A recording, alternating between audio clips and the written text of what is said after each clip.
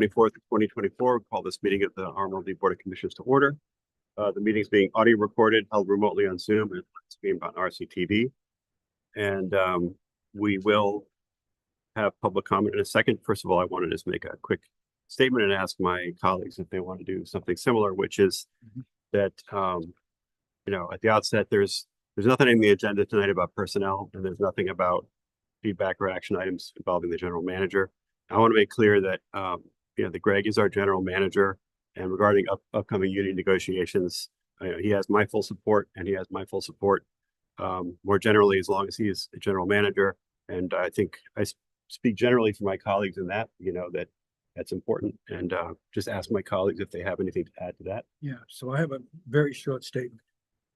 Basically, I want to state for the record that the general manager has my full support, and that I have full confidence in the continuing management of the RMLD department as led by the manager.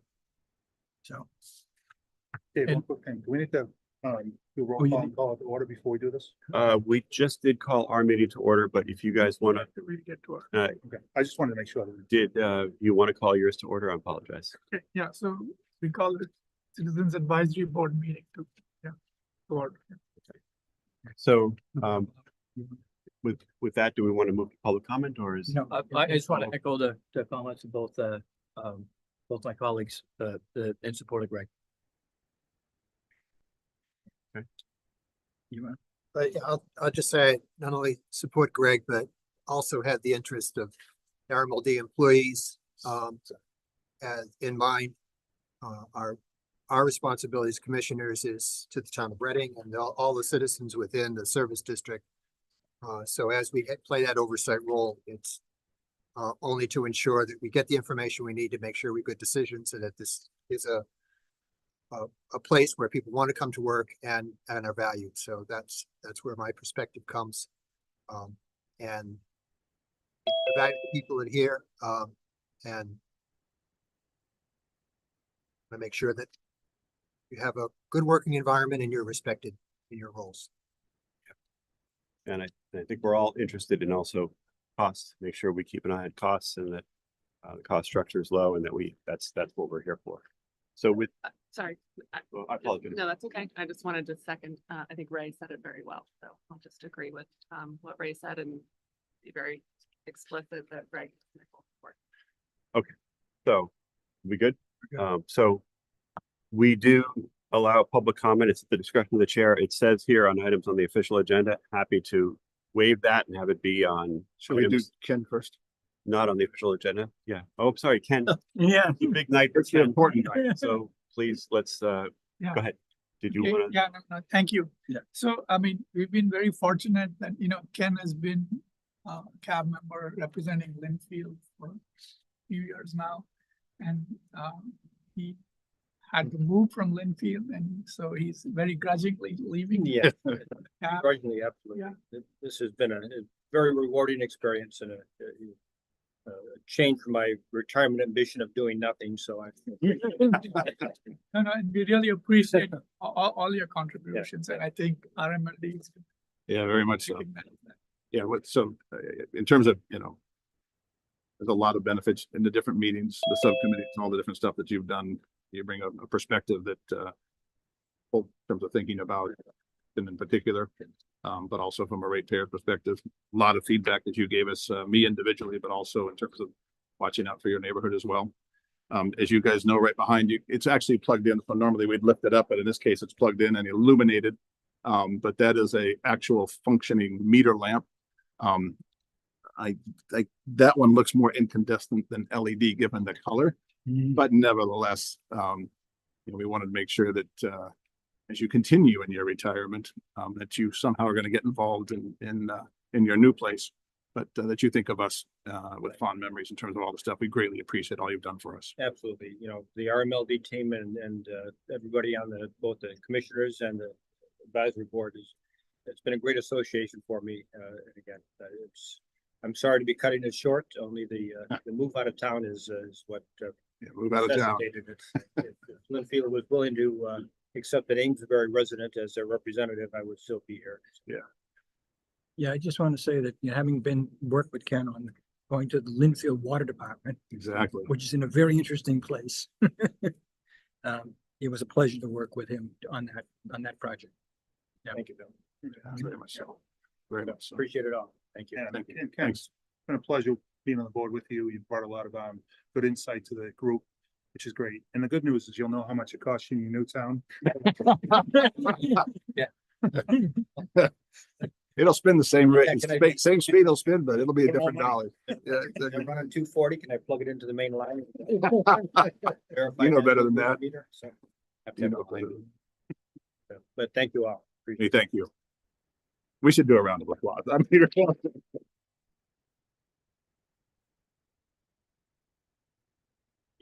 And as we open up public comment, I just want to note the, going forward, so the Zoom link was not on the agenda until 2 hours ago. That's a little bit of a concern of mine that unlike past meetings all year, I understand it. This one was changed, requiring people to send in their name, address, and phone number before they could even get the link to the meeting. Phil and I had some emails today, so that was changed at 4 o'clock. It was finally posted on the agenda. I think it's with select board and others, it's always on the agenda. The Zoom participation is a function of hand raising and unmuting, but to not have a Zoom link on an agenda until 2 hours before is a bit of a concern. Erica, you mentioned it was to limit chaos, but I don't know what that means, but I don't know how limited that was for anybody else who's not happening to be able to go to 230 Ash Street. But I see there's a lot of people who are at 230 Ash Street who would not have faced a similar, constraint on participating that may have been created by that. So with that, I would like to open up public comment. We have a lot of people. Thank you for coming. Thank you for working at RMLD, and we'll start this with 2 minutes each. I think there's a shot clock coming up. So would anybody like to make a public comment, please? And just keep it respectful, keep it to what you know firsthand, and thank you very much. Please do. And please state we don't require you to identify yourself to come into the meeting, but we do ask that you state your name and address when speaking. So thank you. Oh, sorry. Do you want me to include the other public members on the Zoom? Yeah, yes, we would like anybody who wants to be in the meeting. They haven't been in until now? No, public, no. It's okay. Okay, well, it's again, a little bit problematic, but yeah. Okay. Hi, my name is Sarah Harrington from Andover. I am a former HR director of the RMLD. I have 25 years of HR experience. I am very familiar with state and federal law. I am also an adjunct professor of HR at a local community college. I began my role at RMLD in December 2022, and on January 19th, 2024, I was wrongfully terminated by the RMLD. During my termination meeting, I was acknowledged for the great work that I had done, including implementing several beneficial initiatives for the department and its employees who I cared very much about. However, I was informed that my termination was due to the conflict with the in-house counsel, despite my contributions to the organization. During my employment, I raised concerns to the general manager regarding improper practices and violations of state and federal law by the in-house counsel. Rather than addressing the issues, I was instructed to remain silent and not discuss the information. The in-house counsel, along with the general manager, were also engaging in unfair labor practices by deliberately violating the IBEW CBA. My efforts to rectify these violations and ensure compliance with state and federal laws, as well as the agreed upon CBA, ultimately led to my termination. In addition to my wrongful termination, RMLD violated mass wage and hour law during my departure. It took 4 days and several emails from my lawyer that I had to hire to get my final pay on January 23rd. RMLD attempted to change my termination date to avoid the imposition of triple damages, an action that is illegal. On January 19th, the general manager sent an email to the entire RMLD staff saying that I no longer worked at the organization. Out of concern for the current employees, I reached out to Pam Dakulakis, and she did not return my phone call, unfortunately. If for the current leadership team is permitted to continue operating unchecked, it will grant them carte blanche to continue targeting and mistreating employees. They perceive it as unstoppable, particularly those at odds with the in-house counsel and with the general manager. 5 seconds. The toxic, distrustful, and vindictive culture will persist, and it's hard to imagine it worsening any further than it's likely if no action is taken. Thank you for your comments.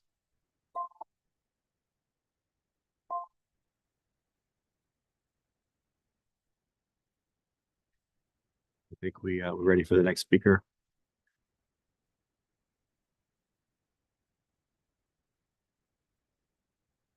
My name is Robert Grizziello. I'm both an employee and a ratepayer here. I disagree wholeheartedly with that statement. That this is a great place to work, and we feel comfortable coming to work every day. Little disappointed the way the board has been treating Mr. Phipps the last few meetings. Another thing that's kind of bothering me is the fact that our reliability is being, chalked up to just luck. That's an insult to all of us that work here. And I don't know if an apology is going to come from the board for that. I doubt it. But it's something that we'd like to hear. We put a lot of work into the reliability. And to say that the weather just miraculously changed when it comes over our territory, I've had some property damage at my house in the last couple of years. So I don't know where that came from either. And thirdly, I'd just like to let everybody in this room know that I have unwavering support for Mr. Greg Phipps. Thank you. Thank you very much.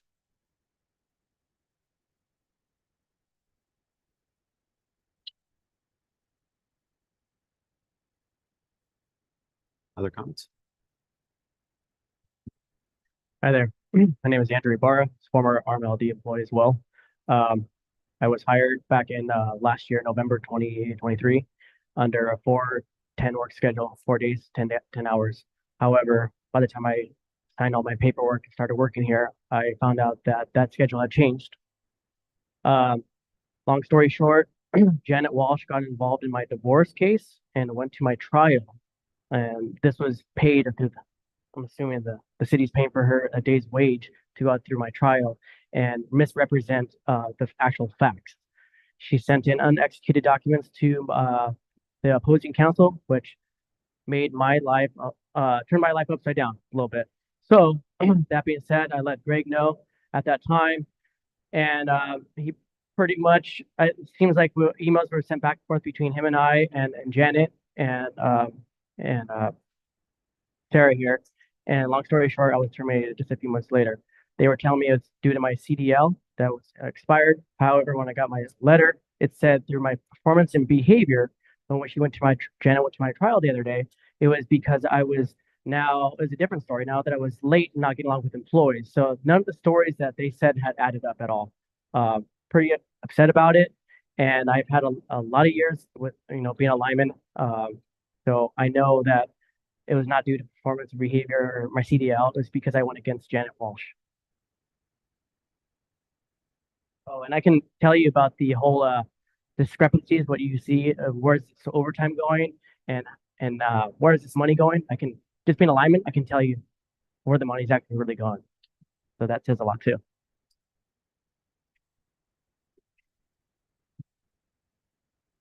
Hi, John Pelletier. I'm a RMLD employee. I live in Salem, New Hampshire. I've been here since, for a little over 2 years. So as part of the senior management team, I've been involved in the meetings. I've seen the goings on. You hear all the rumors. Rumors are just rumors, right? So no one has a crystal ball. No one's perfect, right? Everybody makes mistakes. But a lot of this stuff, apparently we have more lawyers in the room than I realized. But to accuse someone of breaking the law is a pretty strong statement. You can say whatever you'd like to say, but I think that the number of people here in support of Greg should speak volumes of why we're here. I've worked all over the world. I've been in the Middle East and Europe. I've worked for federal government, the state government before here, and I came here and there's so many good things about RMLD. We try to emphasize that with people. You're not going to make everybody happy. It's just not going to happen, right? There's a lot of people here in support of Greg, and I would just ask people that are here that support Greg, just raise your hand. And these are some of these employees who have been here since just about they got out of high school. Many of them soon after college. They stayed here for a reason. They don't have to stay here. They have a lot of other options. You have some people that maybe they were not a good fit. they like to scapegoat someone who's not here to defend themselves. Well, I think the numbers speak for themselves, and I'm glad to see that the board has come to the conclusion to support Greg just as we do. That's it. Thank you.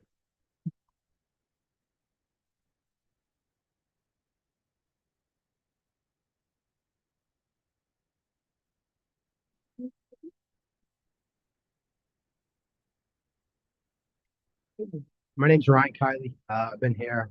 I'm a employee here. I've been here for 17 years. I've been through 3 general managers so far. And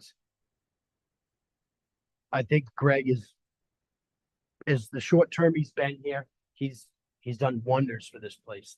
The morale in this place is completely turned around. There were times 4 or 5 years ago, none of the linemen wanted to come to work. They hated it every day. It was a grind, it was torture, blah, blah, blah. But we did our job, we did what we needed to do. It's completely turned around. Like we love Greg. He's doing everything he needs to do for the linemen. He's doing everything for all his other employees, all the groups. He's going leaps and beyonds. And he talks about transparency. I know that was a big part of his spiel when he came here. He's been so transparent. You can walk right in his door, like he's always said, his door is always open. His door is always open. I don't think I've ever seen that thing closed. I drive by here all hours of the night. I see that light on 10, 12 hours a day. Sometimes I pull in here and knock on the door and say, do you want me to go get you a pizza or something? Because you haven't left this place. I go, I don't know what you do here all day, but he stares at that computer all day. You drive by that window, he's in it. All you have to do is take a look. This guy's given blood, sweat, and tears for this place. And I think it's just a travesty of what you guys have said, done about this guy. So that's all I have to say.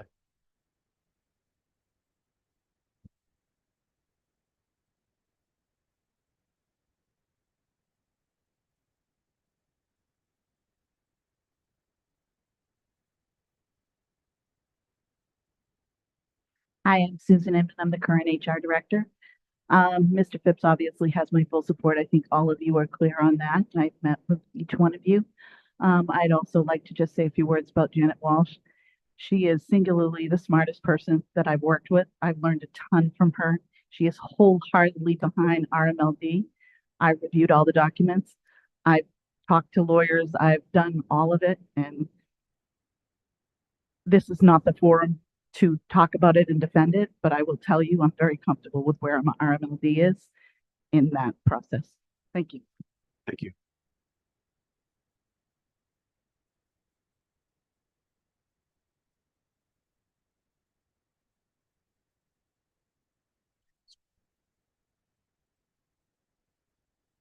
Anybody else? Is there anybody in the Zoom call who I can't see? Is there any? Where is the Zoom call?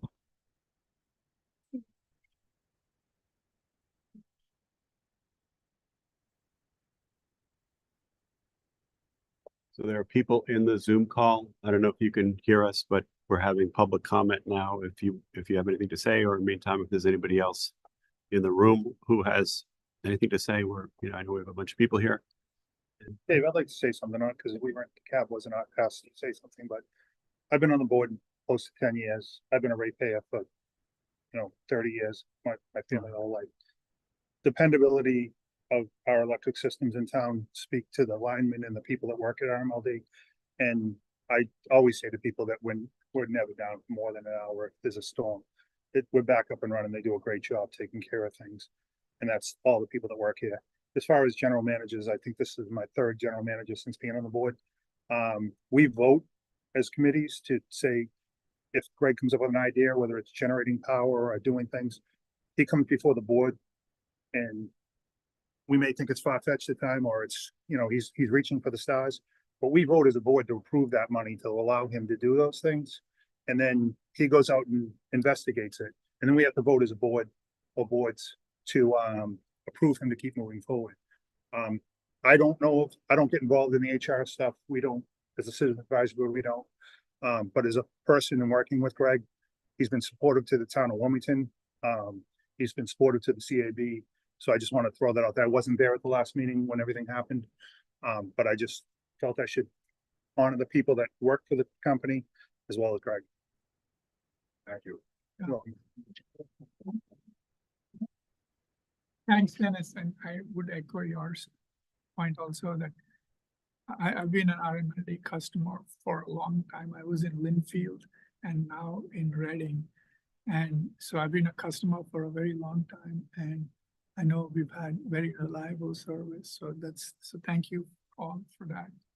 And in terms of dealing as a cab member, I've dealt with the prior general manager and now with Greg. And I think as far as the cab is concerned, I think Greg has been very transparent and very engaging. I think more engaging than others in terms of providing us information and seeking our input. So thank you. Anything further? I don't know, anybody else? We have a lot of people in the room. Please feel free to come forward. Or anybody who's on. Oh yeah, go ahead, sir. Microphone.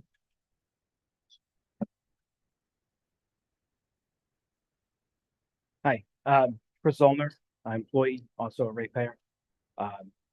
Echoing the sentiments of all the employees here. We support Greg wholeheartedly.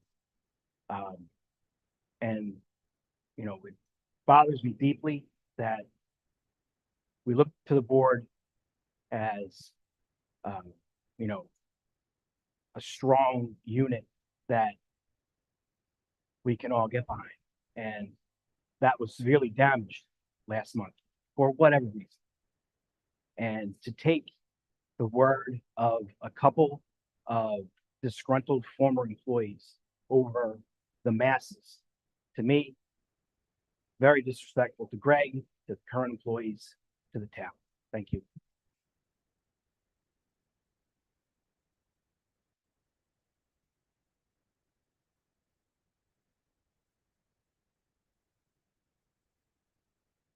Anything further?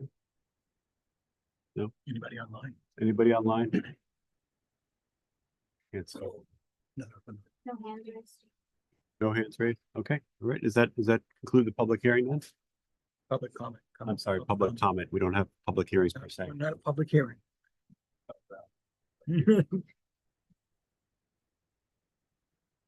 Okay, so we'll move on with the agenda.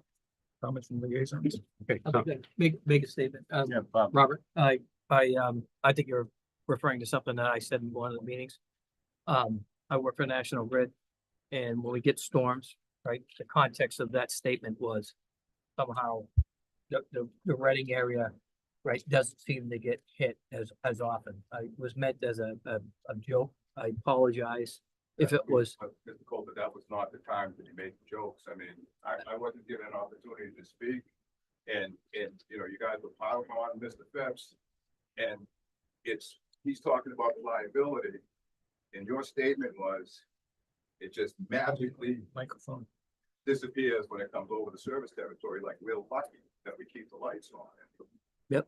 I couldn't disagree more. No, And I you understand your point of view. And again, you know, and you know, I absolutely respect the work that you guys do. Understand it completely, you know, and I think the context of what I was saying relative, just so that you know, when it's sometimes I see a greater area other than your territory here. So I do too. Yep. And like I said, I've had property damage, so I don't know where that statement came from, that we don't have weather events. That's all I'm saying. I've got a lot of shed, you know, from trees and stuff, yeah. Our stuff kept standing. All right. Thanks for the dialogue. Appreciate it, everybody. Thank you very much for coming.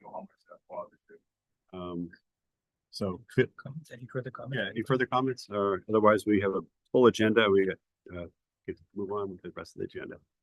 Thank you all for coming. Yeah, thank you very much. Yeah, Thank you. Thank you for coming. Appreciate it. I just want to thank you all for coming. Yeah, thanks for coming. I was not at the last meeting, so you know, it may have been different.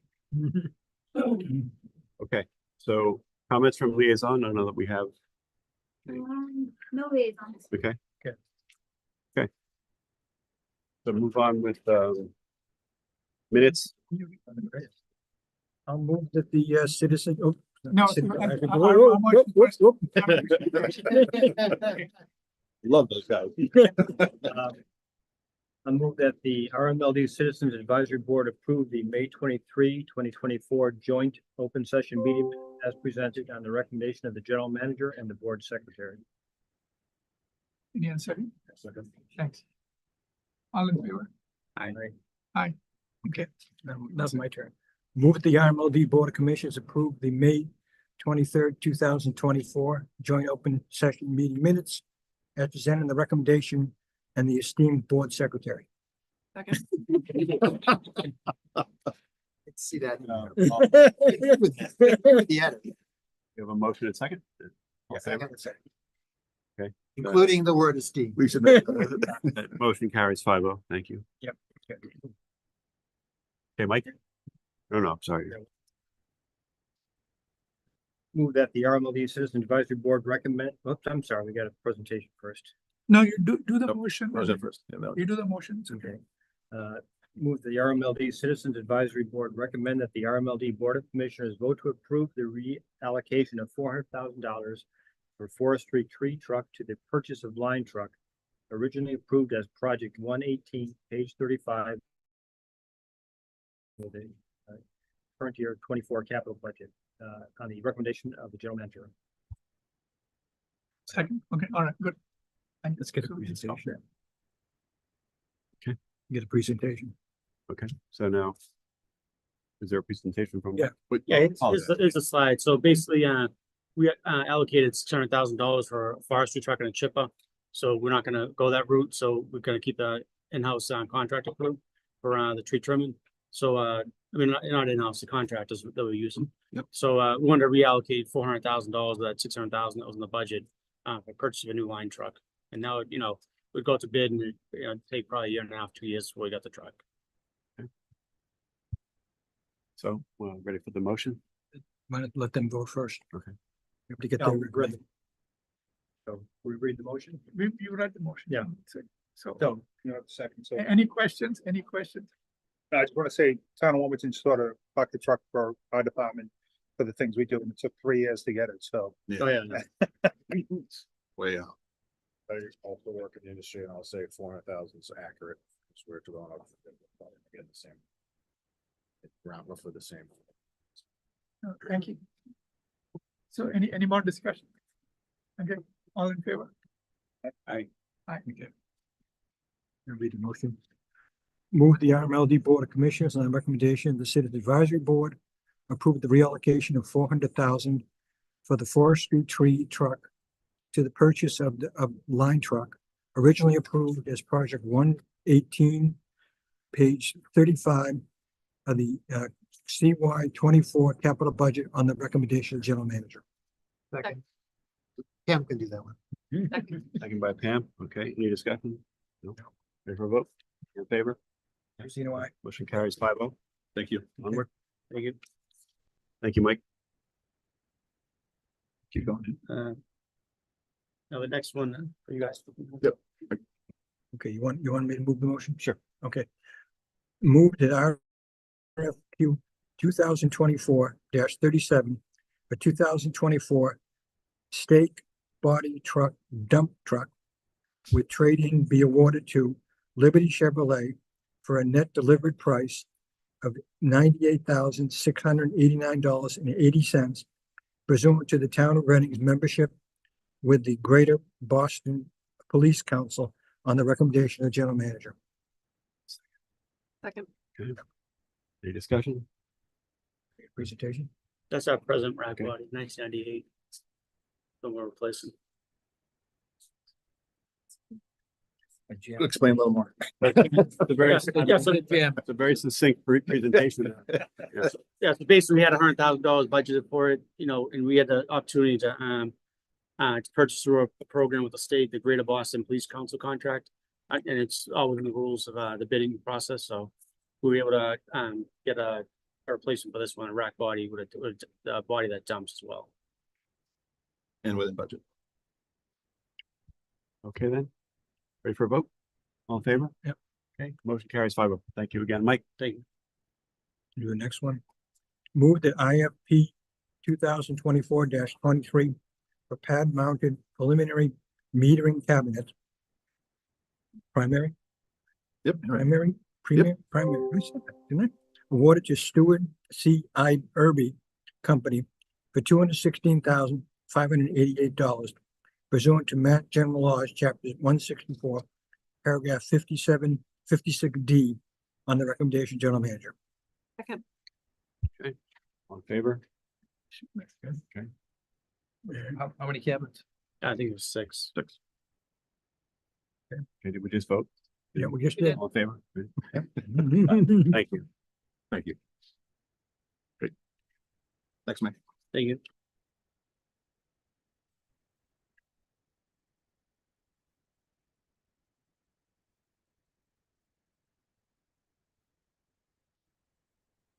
No, not yet. Not yet.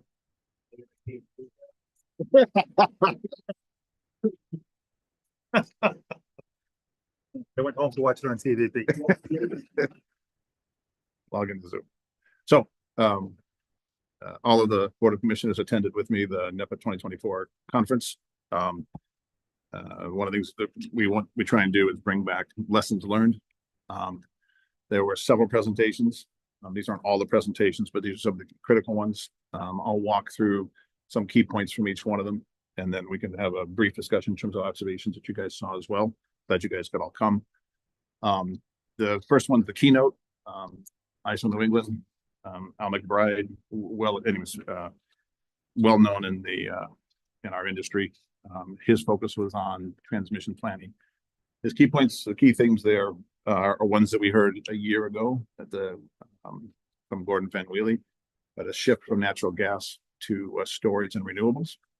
I won't read all these, just a couple of key points from each one of these. As we know, right, transmission infrastructure is going to be required as part of that transition to renewables and storage. Part of that transmission infrastructure requirement is due to increased load due to electrification, but also due to a more distributed configuration of those storage and renewable assets. There'll be more of them spread throughout the territory, so you need transmission systems to connect to it. The other element is that CAR, the capacity reform, that basically is focused on the capacity market. There's a 4-year planning in place right now. The former auction program has deemed to be less responsive to a much more volatile and quick moving market. And so that's likely to be 2028. So he spent some time walking through those pieces. He walked quickly through, so the other key points, third bullet down, offshore wind now pushed out to the mid-2030s.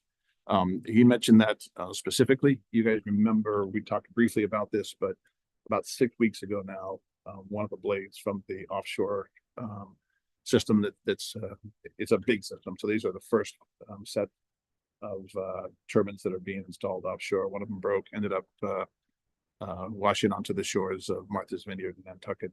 There's a 1-year moratorium in terms of any additional progress. And then there's a whole bunch of other issues tied to the new bidding of the programs. Anyways, all said and done, that the majority of that infrastructure is probably now pushed out to the mid-2030s. Originally, it was meant to be late 2020s and then early 2030s. That has an implication we'll talk about in just a minute in terms of how we think about our power supply. The thing that he did talk about, that Al McBride talked about, was is there a way to slow down retirements? Retirements are moving pretty aggressively. The other key topic that is, we've heard it over and over again, but the very last bullet there, transmission capacity and energy cost are increasing. They're also very volatile, but he focused on the increasing part. In terms of implications from RMLD, and that was just one of the slides from his presentation. For those of you guys who are there, the app has the presentation slide. If you want to look at them in more detail, we have a copy of them as well. But in terms of implications for us, A, B, and C, but A, the thing that we've talked about before, he mentioned basically the concept of distributed or in-territory assets. And then the other element on C, as we think about our power supply, think about that in the context of this onshore wind delay. I'll walk through all these slides real quick. And then Greg, one quick question, if you don't. Yeah. I think last year Gordon Van Valley, he talked about gas being really critical going forward, right? Yes, And so is the message different here? no. So just for the rest of you, what Gordon mentioned is that, Gordon Van Wheelie, who's the president of ISO New England, he reinforced that gas will always be a critical part of the infrastructure to support the electric generation inside of ISO New England territory. What he mentioned at that point in time is that it will never go away completely, but the capacity utilization, or the percent, well, actually the capacity utilization, which is in the 50% range, will probably drop to 15% range, 1.5. So which is part of the capacity reform. So Al focused on the transmission network, but the implication of the transmission system, and the fact that offshore wind's being pushed down is how to slow down the retirements of the natural gas. But the core comment that Gordon mentioned last year, that natural gas is not going to go away, it'll just be less utilized. And hence that capacity market reform is going to be more and more important going forward, because we'll have the active renewable and storage assets, and we also need to have a good chunk of the current natural gas Yeah, infrastructure. my question was more for the next 5 years. If that's not good. Oh, next 5 years? He did, so Al didn't talk, so no, it was not. So Gordon's comments have not changed. He hasn't retracted any of those. It remains important given the fact that the renewables are being pushed out. All the renewables are pushed out, and we might talk about that in power supply later on. Any other comments? Any other takeaways from the commissioners on McBride's comments? I mean, those are the core themes. I think we captured pretty well. ISO New England is real critical. Enough of that. All right. Commonwealth Fusion was another topic. As you guys remember, Commonwealth Fusion, they're basically a small modular reactor. This is a fusion reactor as opposed to a fission reactor. And the challenge for this reactor is, how do you maintain the plasma? How do you keep it contained? And this is the company that's operating out of Devons, and their focus is they have a novel and patented magnetic capability, magnetic field that basically keeps the plasma. It is still early in development. He walked through a couple of different, there are two primary systems that are operational, or not quite operational, intend to be operational. There's one in Devons that they're trying to make operational theoretically in the next year or two, and then there's one in France. All said and done, the key points that came out of that discussion, I mean, it's fascinating, interesting stuff. Ultimately, when it works, it will be a game changer for electricity, not only in Massachusetts, not only in RMLD territory, but around the world. But realistically, as they talked about it, when there were a lot of discussions after that particular session, it's 2040, 2050 and later. So from our perspective, what lessons can we learn? That lesson B is, they talked a lot about distributed generation concepts and, more importantly, business models. So as we think about our distributed generation and storage assets, there might be some lessons we can learn from their business models. But for our time horizon over the next 20, 30 years, these systems are not likely to be a big piece of it. So yeah, go ahead. Oh, that's all. How small is small? Like, so is this too big for us, or would this be? No, there are a bunch of different sizes, but they, typically less than 175 megawatts is a standard is a common size that they're thinking about. So that would not be too big for us. Remember our thought process that we've talked about before, and we put it into the Linfield water presentation as well, but 3, maybe 4 20 megawatt configurations, in some sort of a ring configuration on our network. So it's a little bit bigger, but no, it's not too big for us. But again, it's a 2040. It's a 2040 at the earliest. Any other comments? You guys are all there. Just that Still might be on the cab though. Yeah. I'm sorry? Yeah. I think we can. Yep, go. Yeah. Morgan Scott, EPRI. Key points on this one. Again, these are all, there's a common theme about volatility in the marketplace. Key points that he was making. accelerate that first bullet, right? Accelerate innovation, supply, accelerate the innovation, right? The stuff we're trying to do, think out of the box. Third bullet down, advanced technology is going to be required for the network systems, not just the generation assets, but how we manage those.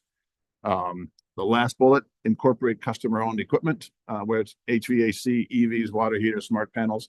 We'll talk about in the general manager update some work that we're doing on that side of the equation as well. We're looking at some rate stuff a year ago relative to letting the customers actually bid their EVs as an example, as a storage unit into our portfolio. Again, early concept type stuff, but stuff we're trying to look at. Implications for RMLD, the first bullet there, data analytics. The second one, in territory storage and gen assets. And then the last, load management systems and programs. So there's a lot of stuff in his presentation, but those were some key pieces. Yeah, he also talked about AI and the effect it's going to have a greater use of power because of AI.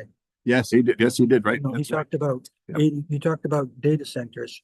Yep. And that the 80% of the data centers are in 15 states. It's not much here in the Northeast. Yeah. What Yeah, they that's talk that. about. That's that second to the last bullet, right? Yeah. In terms of modeling the electrification, but data centers was something he spent a lot of time talking about. Mhm. We've been having a lot. In fact, we had another discussion today with a customer who's potentially interested in coming into our territory. Small scale data, small. There's the hyperscale data centers, which are, 100 megawatts to 1,000 megawatts. These massive. And you guys saw the 3 Mile Island article last week with Microsoft. I mean, there's the data center demand for electricity is massive. It's not going to be massive here, but there might be opportunities for us to have smaller 10 megawatts or something like that. But yeah, that was a good point, Phil. Moving on. McGuire Whitney, this was a legislative update. There's stating the obvious, right? We are affected by legislative actions at the state level as well as at the federal level. Joy she brought up, she tried to give a quick summary. But I think the key things that came out of it, right, there's going to be new electric utility legislation regarding greenhouse gases, reliability, and affordability. Those are in the process of changing. That bullet B, right? The presidential election is going to have a significant impact on it. And then the other element that she mentioned, there was a whole presentation on that third element, cybersecurity vigilance. Now, we do a lot of that. We did a presentation. So John and his IT team, besides making sure the infrastructure works, a lot of focus on cybersecurity for us. And you heard that theme over and over again. It wasn't the primary discussion, but that was a key thing. So there's it was stay tuned to this channel, particularly as we get to the end of the year. So I don't know any other things you guys want to mention, but her stuff was more volatile than normal, and not volatile, but there's a lot of change that's about to happen. Okay. This one was focused more. Dan's presentation, New England Public Power Update. At the end of the day, he was focused. There were a couple interesting. There's a lot of interesting points each one of these speakers made. I tried to capture some of them. The one thing that kind of stood out was that second bullet down. EVs are going to move the responsibility for transportation to the electric utilities. Because right now it's focused on the oil companies primarily. It was, we think about reliability, et cetera. But I haven't been thinking about EVs in terms of that being a responsibility of us as a utility. It was just an interesting perspective to keep in mind. Third bullet down there, again, common theme, you heard it over and over again. Natural gas is increasingly volatile and uncertain, especially in New England, and there's a whole bunch of reasons for that. And then the last bullet from the very bottom, amidst clean transition, reliability and resiliency must remain paramount. And you guys all know, we talk about on a regular basis, the core mission for us. But reliability is there first and foremost. And, Bob, I know you know this from your work. I mean, whatever utility it is, paramount, right? And as I explained to some of the new people that come into the organization, there's 3 elements of our mission, but reliability gets multiplied by 5. I mean, it's a reliable. And the team does a good job with that. The takeaways, and Pam, this is the discussion we had earlier in the year, but, financial metrics, so a better dashboard, and not just for us to operate the business, but also one to publish to our customers. And then, so that you've mentioned this before, and I know that Megan and her team is looking at, other elements in environmental reporting as well. And then the last bullet there is establish risk management metrics. The concept of volatility, not the concept, the reality of volatility is becoming more. And so what metrics do we need to look at? They're the basic, we look at cash every week. We look at load forecast every week, but we need to dig a little bit deeper in terms of those metrics. We don't have those all figured out, but that's a key takeaway in terms of what we need to do going forward. The one thing I would just add to your implications here around debt, and utilizing that responsibly is the recommendation was every organization should have a leverage policy. Yeah. Kind of what the requirement is. I don't know that we have one. I know we don't have debt at this point, so I don't. But we know are, the need for it. we But should, as you think about investing in territory, we should probably have that next year. Yeah. Yeah, the one thing that we started putting in place is days of cash on hand. The metric is typically 90 to 120, and we're averaging, even though we have a very strong balance sheet, we're averaging in the low 90s. So that's another thing that we'll probably look at as well. But you're exactly right. Even though we have no debt, at some point we will. Good. All right. And then the last one, that just a real quick summary again. Key points and takeaways. I'll go through the key points, move kind of quickly through this, but implications for RMLD. B down there, right? Uncover and consider distribution support projects with other MLPs. We've got a project that we're looking at. As you guys remember, we have a joint grant application with Peabody, but there's also a joint distribution project that we're looking at with Peabody to help us basically support each other in terms of supporting customers that are along that are on the area between our two territories. So that's going to be kind of interesting. The other thing that came out of Ariel's presentation, this presentation was more focused on a national focus. It wasn't so much us, but the other takeaway was in terms of right of ways. She made a big point of talking about right of ways. We have been doing a diligent job over the past 2 years of documenting our easements more specifically. We're going to continue to do that. So the easements and the rights of ways, they're going to be harder to come by and harder to document. So just because we're there doesn't mean, anyways, that's a second takeaway. So those are kind of the big takeaways in terms of the different presentations. There's a lot there. Obviously you guys were there. I think the key issues that we heard about is we're in a massive transition period. We need during that transition period, need to think about reliability, and maintain the flexibility that we can. So there's a lot of things we have to do. And there's a lot of takeaways from me. Any other comments? Nope. Yeah, but thank you for doing this. Yeah. Yeah, it's good to hear. We again, you guys have a chance to see this little snapshots, but for all of us, we work with other people in the industry, not just within the people in IRD, and we're trying to learn from each other because it's dynamic. So good. Yeah, I think we're ready to move on. Yeah. Okay, so just comments from the commissioners. Mr. Talbot got recognized for his 12 years of service. He won an award. And I actually also got recognized for my 38 years. You're right. Yeah. And I announced at that time, and I'm announcing again today, that I will not be running for re-election come April. I'll be stepping down at that point. After 38 years, it's time to let somebody else sit in this chair. Let me just say, the entire room gave him a standing ovation with his commitment, both to RMLD and to the industry. So it was recognized not only by us and the contribution to this board, but by everyone in the room. So it really, the standing ovation really took me very much by surprise, and I just couldn't believe it. There was a tear in your eye. Oh, Exactly. Couple gavels. yeah. Hey.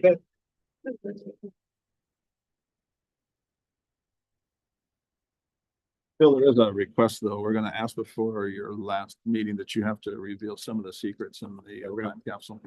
We're gonna bust open the time capsule. Only 1 year left. I Oh, it goes to 44. That's I believe there's a pair of sunglasses that Sally Hoyt put in there.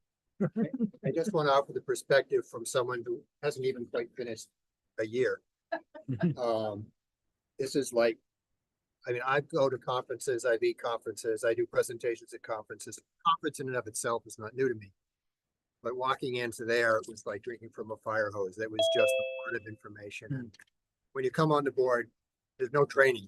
You get elected, you show up, you say, I do, and then you're done. And it's like, Then you start your training. and then here's a couple $1 million, let's spend it. Oh, goody. So learning what, why, how, really a chance to meet other commissioners. There's actually other commissioners and other RMLDs. I mean, I knew in concept that was true. But And being they're able to both sit fun. down and chat with them and talk about what they're doing and the decisions we're making and talk about what they made. It was very good and really essential, I think, for my understanding what's going on. There is another conference that NEPA will be having in October in Worcester, and I'll be attending that also, just because there's just so much stuff to learn. So, yeah, good stuff. That is, that's good. One quick thing for Phil, you brought a lot of stability and knowledge to both committees. I've been on it for 10 years and I learned a lot from you for these 10 years. Thank you. And there's a lot of information that will leave with you that no one else is gonna know, but I don't know. what I've witnessed is true professionalism. Is it possible I may move to Wilmington? Oh. Now we know the real. And another thing is that I think, when Phil was chairing his meetings, he paid particular attention to CAB involvement. So I think, and when he would, so that's. Yeah, that's good. Thank you. Yeah, and another note about Phil's just been a complete public servant, whether it's the Reading Light, it's also town meeting. No. And also, his church, he's just been nonstop, just an outstanding, person volunteering his time constantly, so. Thank you. Thank you very much. Appreciate it, Phil. I'll probably miss it when I'm gone. Well, if you move to Linfield, there's an opening right now. Ready to move on to? Yeah, go ahead. Great. Power supply. Why don't you come join me? I'll do the presentation, but you can answer questions from there. So, okay. I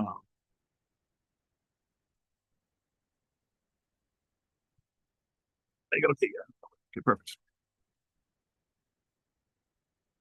Good. Very perfect. Okay. All right. Yep, I got it. Okay. So, there's some questions about power supply, and we talk a lot about power supply. You guys know that we work very closely with Energy New England. Bob Kessel is here, Ken Stambler are here. I'll walk through a little bit of background of who they are. We'll talk just very briefly about the cost components, but there was a question relative to spring 2024. So we're going to talk about spring 2024. There's a lot of data in here. I'm not going to walk through all the data. I'll go, as far as you guys want to go. But I think that market context, which is the 5th bullet down there on the agenda. Power supply and the energy market in New England is complex. It is volatile. And it is, while there's a lot of data analytics that we're trying to apply to it, we're always looking into the future. It's an art, not a science. We'll talk in a few minutes that weather affects both the load side, but weather also affects the supply side. So we have I'll call unpredictable weather. I know Ray's he's a meteorologist, so yeah, but it affects both sides of the equation. So I won't spend a lot of time on this, but these gentlemen and the rest of the organization, of which we were co-founders of back in 1998, but they serve the majority of the other MLPs. These guys are credible. The depth of experience and the responsibility they have is significant, and they do a lot. So there's a lot here, but I want to impress upon you the expertise that they bring to the work that we do in terms of our power supply. Cost components, we've showed this before, but I want to focus on that blue box there. Net cost of purchased energy with certificate sales. And what's important, we'll talk about this in the next slide, But we buy energy with associated certificates. We don't trade in the certificate markets, at least not now, and we don't need to for quite some time, if ever. But that's going to become important in terms of how we think about the cost of energy. As you can see there, that's 2024, just illustration, but energy is roughly 30% of our cost. Right? Transmission is another 20%, capacity is another 14%. And the certificates that we purchase and retire is less than 0.5% right now.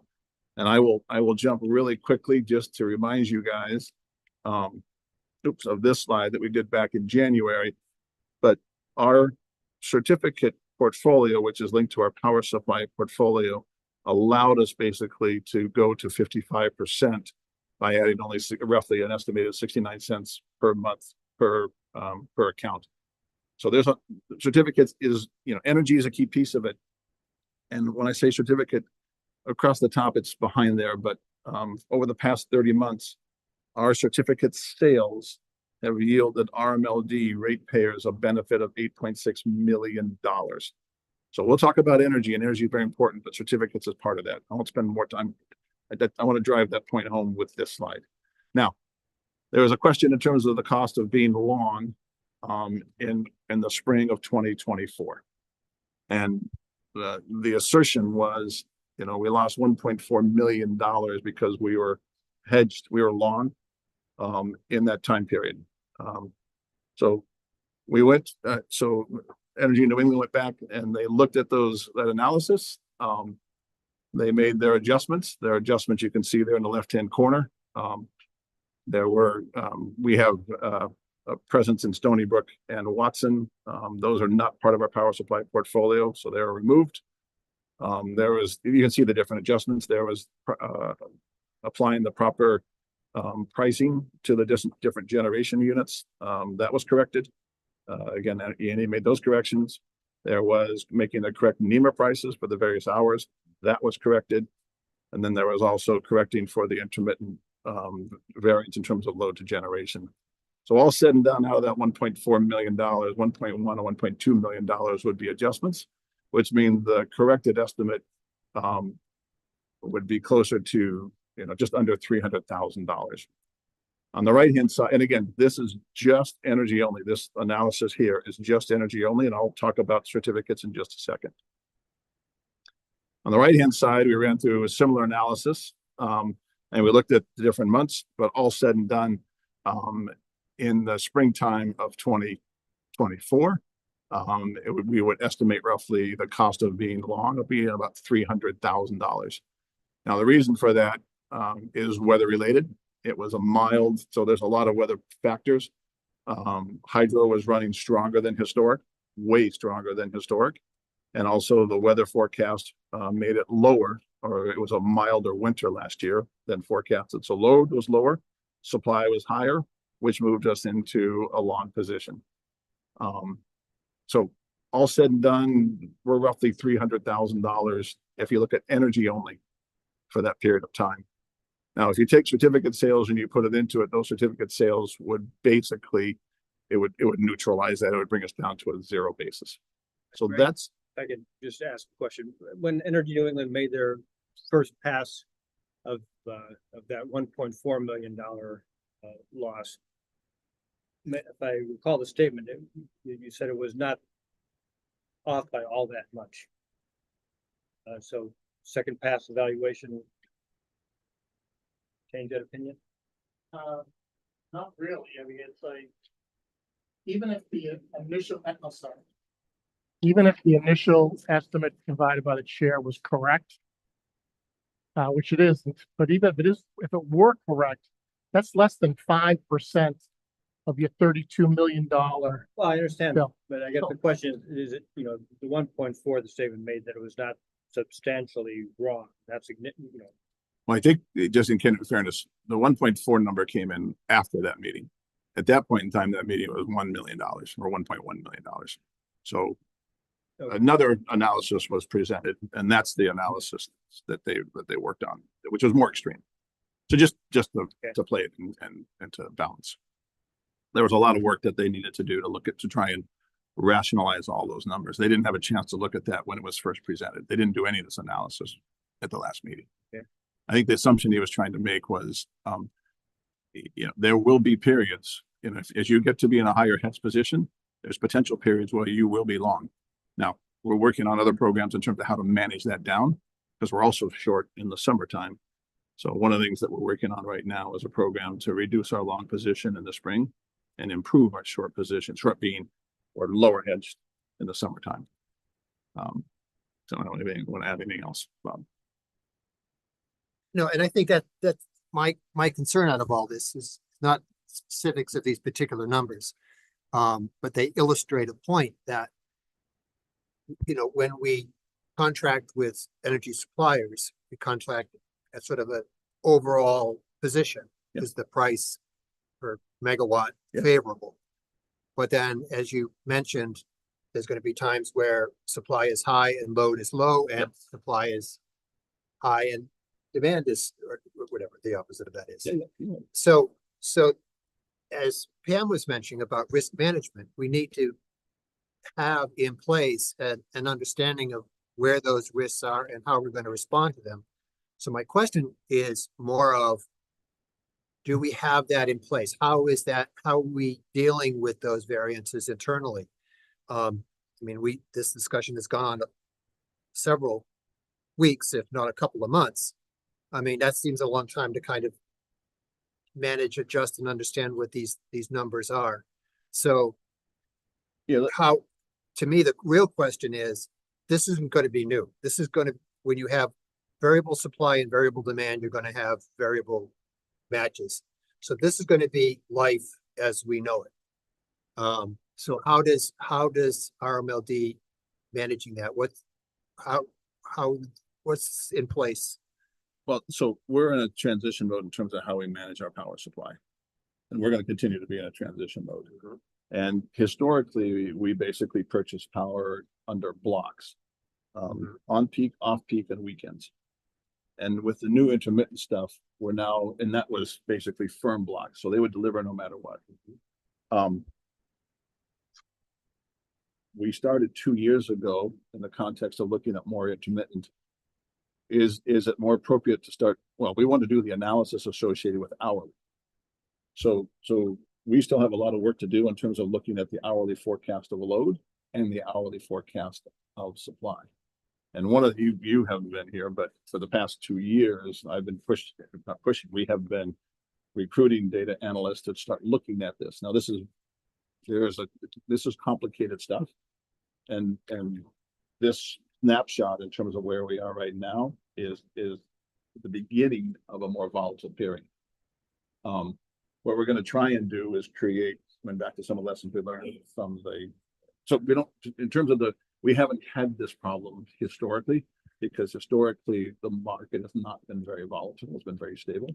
And we've taken a position of being 6% hedged. You're asking what I think the market has probably been volatile, but you've been able to modulate supply because you've been able to draw against energy or fossil fuel sources. As we move to renewable sources, that's not going to be the case. They're going to be wind, sun, and water related. Absolutely. Yeah. And so you're matching a variable supply with a variable demand. That's really where the conflict comes in. Well, I guess what I'm hearing is that change is something everyone's dealing with, and that's a change that, and I see Megan wants to jump in, and I welcome her. Yeah, because I think maybe it was 2 years ago when there was the war and the price went up, and our hedging helped protected us. So we can do the math and say, hey, we saved this much money.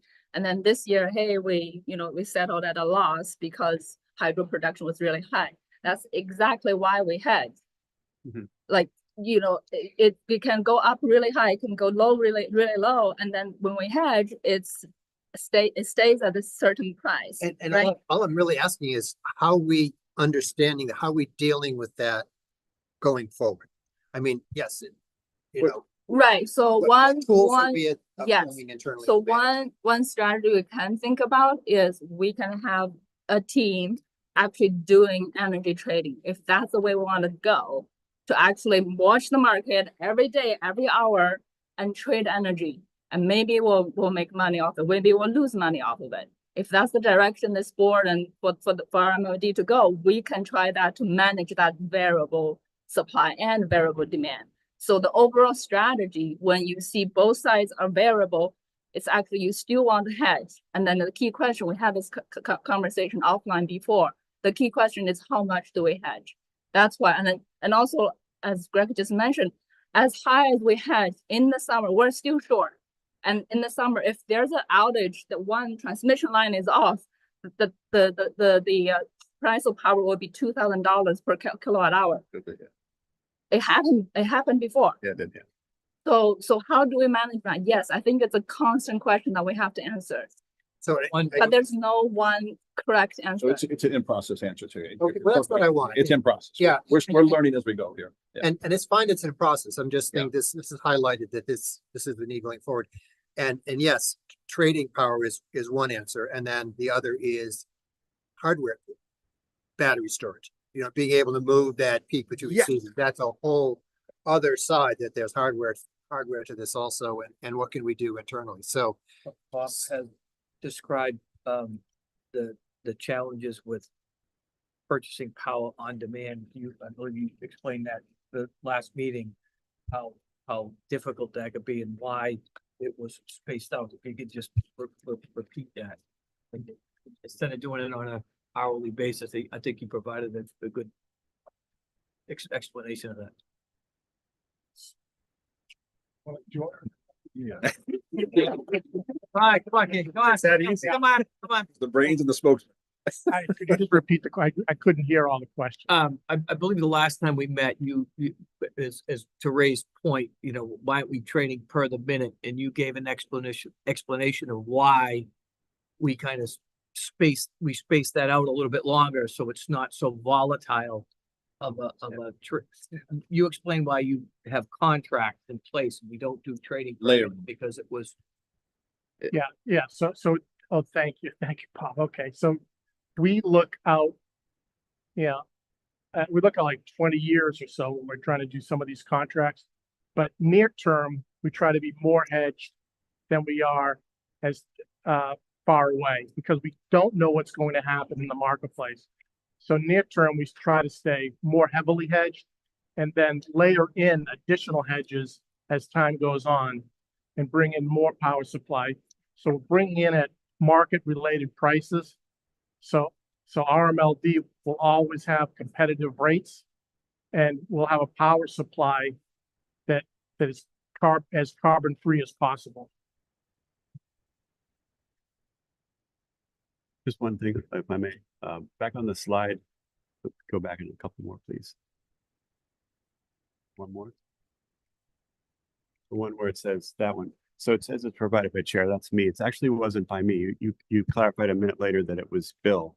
Well, I didn't use his name, but go ahead. Okay, well, that's who Perfectly it was. Yeah, the former IRD that gave you the analysis and that. You can give it to me. Okay. Well, he gave it to the Keep board. going, keep Okay, going. he gave it to the board and he gave it to E&E. Yeah. And I remember at the last meeting in August 22, and to Ken's point, there was these numbers of that are shown there. And we heard you say, Bob, yeah, that's what happened, that there were these overages, meaning it wasn't just hedging, it was oversupply, and those were amounts that had to be sold back. And there's reasons why it happened, but we just wanted to confirm that these were the numbers and why and how to avoid it in the future. At the meeting, I remember Vice Chair Pacino was suggesting, because there was this dialogue and Bill came into the meeting, and I'm not going to do that again, but hey, why don't you, and Phil said, why don't you and Bob get together and work it out? And I don't see that happened, because just today, Bill emails, he took this off the board book and has a big critique of this very slide deck with points that are too much for us to get into here, but I don't know, it's here we are a month later. The dialogue didn't happen, I guess. So now we get the thing in the board book 3 days ago and new critiques, and it just feels like we're where we were a month ago. I think where we were a month ago is we keep asking the same question from an individual that we hired here for his expertise other than power supply. The reason I put the E&E piece up there's a team of 12 people that have more expertise than we do at RMLD. For sure. So what I'm trying to tell you is we have work to do going forward, and we treat going over the past. power supply is a forward-looking. Right. It's and you know, we want to try and learn, Ray's points is correct, that, what do we learn and how do we adjust? And that's what we rely upon these people for. Having somebody, I'll stop right there. I think the question should be, why do we keep asking the same question over and over again when we keep going through detailed analysis? These guys are the experts. No. Okay, that's enough. All right. Well, I'm just saying that we got a critique of it. This presentation came to us 2 or 3 days ago. Friday. Okay, Friday, and today I guess there are questions about it that could have been resolved had the dialogue suggested by Phil occurred, and it feels like we're sort of where we were a month ago, a little bit to me. And But if you look at all the slides, you are not where we were a month ago. No disrespect. Move on. Move on. If for those that would like to get deeper into these, I would be more than happy, or with you guys, to walk you guys through it. I personally find this stuff fascinating, and between E&E and our internal things, I'll leave it right there. Okay. I'll just add one thing. I think whatever number you presented at last meeting, there was no supporting like calculation behind it. You just throw out the number. I think it was $1 million. And for E&E to make a quick assessment whether that amount is accurate was not fair. So whatever, Bob said at the meeting, I don't think this is not a hearing. I guess I've additional hearings for 8 years. So I can say that, I don't think that's fair to kind of accuse the E&E for making inconsistent comments. I don't think they are. And also, E&E employees, they spent days doing the analysis because of this, this issue that was raised. So I think maybe offline if you want, because these are all confidential information, and there are pages and pages, tabs, rows and rows of data that, Ken has to kind of go through to do the analysis. He can walk through, the entire calculation process with you. That's how we want to be transparent. He can walk through the entire thing with you, and then maybe you can judge whether that's a reasonable analysis. I will make one last point. These slides 6 and 7 talk about the benefit of our hedging strategy. And if we were to be lower hedged, the numbers are there. They are in the millions of dollars. 2024, as we talked about before, is a neutral status because of the nature of the weather, the level of our hedging, and the weather conditions. These are powerful analyses. I just make one comment. I think when it comes to the board and all this discussion around what percent hedging we should be at, it really comes down to how risk averse as a board are you? Yeah. How risk averse is RMLD? You want to have some risk, then you lower hedge. You gotta live with the results going the other direction. Or if you don't want to have a lot of risk, you hedge higher, and then you run into something like this, and this happens from time to time too. Yeah. So it really comes down to how risk averse are we, and what position do we want to take. Right. And all this stuff's really complicated, but really comes down to how much risk are you willing to accept. And I think that's Ray's point too. that he's Yeah, it's trying just to the do. managing What's of the that risk? risk. What's the risk assessment? Yeah, I mean, You like, know? for example, when we were at NEPA, we had this conversation in the hallway. In fact, I asked the question of one of the presenters, it's like, how do you know where to position yourself? And his answer was, "Oh, that's a good question. Well, it depends how risk averse you are. And thank you for asking that question, because that's a really good question." And it wasn't until we got to speak to other commissioners did we kind of get a sense of where other people are and what their value is. And one commissioner in Connecticut Utility, he said, "Well, we're at 90% hedged, but in doing our analysis, we found that the low times versus the high times, we still come out ahead." That tells me a couple things. That's right. They do the analysis. They know where the lows and the highs are coming out. And so my question is, We do that analysis too. let's. Yeah, so we'll show you that. So that are we doing that? Do we understand that position? Are we So we do it. Yeah, I think the key, And- Ray, is that we're moving from block analysis to hourly analysis, and that's the And transition. whatever that means. I mean, Well, there's more that one, what about here? more granular. Yeah, More granular. But- it's kind of but I just- deceptive to see just 1 year. Yeah, well, Hedging hedging for 1 year. That's deceptive. yeah, We need to see it over a period of time. I mean, That's why we're looking at I've something dealt like with this. financial statement hedging on interest, people who borrow money and they have a rate, so they get a flat rate across. Now, the way the banks set them up, the bank's always going to make money in that case, is what I've always experienced on that. But, when an interest rate went up, I actually saw somebody who got money back from the bank, but it's a long-term thing. It's not something you just should look at for 1 year. Or 6 months. Yeah. Again, you look at Yeah. anything that you take a risk on, you're looking at a 1 year, 3 year, 5 year, 10 year. Yeah. Because you're not always gonna hit. It's a risk. So I always look at it, you'll hit more often than you miss, That's right. but that's your plan. Right. And you do take those risks to stay ahead or Yeah. to be competitive. I think, Dennis, if I may, so this chart right here is actually, this chart on the left is basically prices. And that gray bar across the middle is our contracted price. So if the area above is where we've avoided risk, and the area below that line, that blue area, is areas where there's an opportunity cost. Now, we can work through how to minimize that blue area, but if you look at the magnitude of the area above versus the area below, our portfolio has looked pretty good historically. Like, I mean, my full-time job, I buy oil for the following year and I'm buying it now. Yeah. So I'm taking a risk that it could go lower and now, presidential election, prices are going down and I bought in 8 months ago, but I'm taking the risk. But if you look over the last 5 years, it's been profitable. Yeah. And now this year here, it could become close. I may not lose, but I'll be breaking, but I had to make my decision a year ago based on what information I had and moving ahead. Right. I went to ground source heat pumps, so I don't worry about that. Bill just Our tried. next school will have 30% that. savings. I have 30% savings on my economic. you're doing well. The school we're gonna build will have it. Bill just chided me for looking at my phone, which is fair, but I was doing it because Bill marked up a bunch of these slides with comments about things, and so it's too much for me to understand of what the critique is and what the response to the critique might be. Well, forward them to me. Okay. Oh, he didn't see it. He sent it to the 7 hours ago to all of us. Thought. Build it. Yeah. I don't have. Okay. Yeah. So anyway. Okay. Yep. Peter. Thank you, man. Actually, can I just say something? You're saying Bill Bullock, who is no longer here.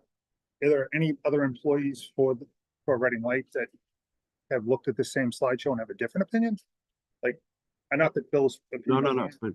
I'm just saying, like, there might be somebody that studies this every day here as well that may have a different opinion. And I'm not trying to pick sides or get involved. I'm just, I haven't seen Bill's. I didn't get a slides. slide, it just went away. Well, so, I mean, Well, I assume Megan. Yeah. Megan's team put these together. Yeah. Yes. right, so there's more than, yeah. But there's a team effort.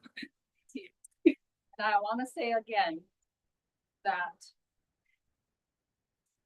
this is confidential information. I think we really need to be very careful about this. And also be careful about how we're handling the conversation. I don't think it's appropriate to have that conversation on confidential information that one party should not be having right now. That being the price that underpins the calculation here. So Nothing in I this is would- confidential. I would set- So, wait, Megan? No. understand Okay, just keep it high level. analyze the data, how we come to the conclusion. We can spend hours with you. We are willing to do all that to explain to you how we do it. But to pitch us against an individual on a topic that has very confidential information, I don't think it's appropriate. Shouldn't. Nobody's pitting anybody. We're trying to get answers to information we get and get them in a timely way is all. So thank you. Move on. High level. Big picture. So one of the requests came to talk about projects. This was just to give you guys a little snapshot of what's coming. There'll be some more detailed discussion of the capital piece, but this is just kind of a big picture, 4 or 5 minutes overview. some of the, the magnitude of the projects, the area of the projects. Peter and his team, the engineering team are basically doing the structure and the design, the capital budgets, and of course, the line team executes. So, highlights, go ahead. I'll push the buttons and say, All next right. slide, please. What are we on? All right. So this first sheet here is a bunch of projects that we've completed this year in 2024. Starting in Reading, we just completed the McDonald's. They just did a rebuild there. Teresa's Prime up in North Reading, up on Elm Street, we rebuilt the pole line going in, upgraded the transformers. One of the bigger projects was the Mass DOT project at Lowell and Woburn Streets. That was a force account project with the state. It involved 25 poles altogether to be replaced. Our crews did 17, Verizon did 8. We did 17 because of the taller poles, the 55 footers. Pretty good sized project. It involved transferring 3 spacer cable circuits, 2 aerial cable circuits, an open wire circuit, secondaries, streetlights, all that to widen up the intersection. That's a project that they need to widen up the intersection before they start doing there's 2 other projects that they're in the process of doing, the Butters Road Bridge and the Main Street Bridge on Route 38. Another big project that got done by the crews was Fordham Road. All the poles on Fordham Road were replaced and upgraded. Straight transfers on that, but that was 30 plus poles. That area was really in need of a rebuild. We have some new customers up on Fordham Road, North Point Realty, 100 Fordham Road. Large building that went in, no customer yet, but it's a large space. Wrap Solutions in Wilmington is another new service. Stafford Manufacturing, an existing customer up on Andover Street that upgraded the service, required a new transformer and new poles. Chase Bank, right at the corner there of Main and Washington, new building there, new service, new poles. We did a bunch of area rebuilds, Cold Spring Road in Reading, Forest Street in Wilmington, Forest Glen and Wakefield Street in Reading. And we got a couple of EV chargers in at the Huckleberry School in Linfield and the Summer Street School in Linfield. So You guys at least get a quarter pounder out of McDonald's. What's that? You at least get a quarter pounder out of McDonald's. They weren't giving up anything. There's a huge site that's been developed in Wilmington off of 129. I think past the Wrap Solutions. Yep. What is that? I mean, that seems like potential for heavy load, right? Is that? No, it's just he's a guy that does all the wraps. Well, I think he did some No, EV not the Wrap Solutions, but the distribution center. Oh, Textron. Yeah, it's 300,000 square foot empty building. They sold the property 90 million or something, and I don't know if anyone's. It's still a ghost town. So it's a ghost town. Yeah. It's just good with the road not widened yet. Yeah. No, but what's the expected load there? I guess that's. It's all over the place. They have a 2,500 kVA transformer there right now, one 3,000 amp service. They don't have any tenant yet, so they have no plans to do anything with it. There's 3 areas similar to that, that particular site, one on Salem Street and then another one on Upton Road. And so those are 3 200 to 300,000 square foot facilities that they're also looking at from a potential small data center. So the fact that they exist and we've got good power to all of them. Yeah. The likelihood, so we'll see I mean, again, we want to try and, our goal is to be as accommodating as possible and fast, but it's going to be dependent upon who decides, what kind of business they want to put in there. I mean, I say industrial business, but the load could be big. With data centers, is there a way of peak shaving or are they able to accommodate load cutback on high service, or are they pretty much flat demand? They're learning. There's different tiers. The hyper centers, they're all on all the time. The smaller ones that would be us, there's different patterns to them. There's a potential for that pattern to be shifted. Back to your other point, one of the things that was in the other presentation and as we look at what's going on from a legislative perspective, and we look at potentially increasing amounts of negative power from some of the intermittent resources, your point of storage. So we've got a lot of storage programs going forward. We won't talk about it tonight, but we're continuing to move forward with the form. That's a 10-hour, but 10 megawatt, 100-hour system to do more of the arbitrage stuff. So that's going to be a key modeling piece. I know over a 2 or 3 day period, there's technology, but hard to put things in a bucket for a couple of months. Well, there's a lot of it. There's a But whole no, nother- I guess my question really came down to what I started with. The question was that half of our power service is to commercial. And so they're big, I mean, when we can, 60%. Oh, yes, yeah, with commercial and industrial, CNI, right? right, so These don't CNI. move too much, but the I is. All right, so the I, In the industrial. sorry, okay, so makes a big chunk of what we deliver. Yep. And so if as those spaces fill, we can find a way through their power requirements to be able to modulate that, whether that's a storage through them or on site or whatever. That the other half, the residents, don't get hit because and that can be rate managed. There are I 2 get points. that. Your first point is very valid, and the second point is that's why we do the rate structure. Right. But so we always want to, Yeah. we want to make sure that that's balanced properly. But your bigger point is there ways, our goal to the extent we can Right. is to make our curve as flat as we can. Right. To the extent we can. And we'll talk a little about some of the demand management programs in the general manager update. Yeah, so that's, as we try to fill those voids, we want to. Yeah. Both from an economic standpoint and then as a power delivering power. But we don't want to overhit our peaks either, so. They're expensive. This big picture. All right, we got a lot of, moving on to the active projects. No, you're good. Like I said, we have a couple of Mass DOT projects. Butters Road Bridge is shut down now. They're gonna rebuild that bridge, Route 38 bridge over on Main Street, over the railroad tracks. We have a bunch of conversion areas to do that they're working on currently now. Edwards Ave, South and Whitehall, we're getting some paperwork done on the poles to get a horizon to replace the poles. Cross Street in Wilmington has a new apartment building going in. We have a couple of new residential subdivision.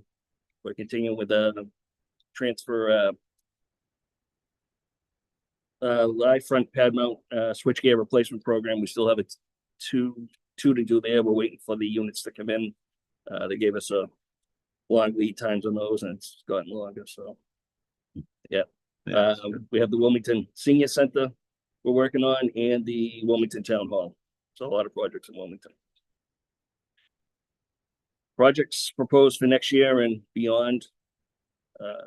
Looking to put in charges in the high school, middle school in North Reading, the town hall in North Reading, the Concierge and Citizens Energy storage the battery systems.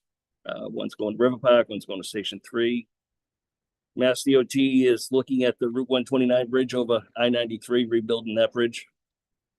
That's another project coming down the road. Chute Street redevelopment, a couple other buildings on Main Street. Town Hall is looking to get I believe a charger in Linfield and in Reading. And we have the Linfield TV, Form Energy, and Maple Meadows down the road.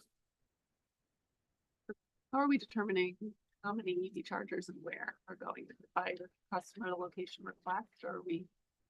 It's more by request is the primary piece right now. We put together kind of, I think it's by request. Really, we're not, our goal is to be responsive. We're not driving them.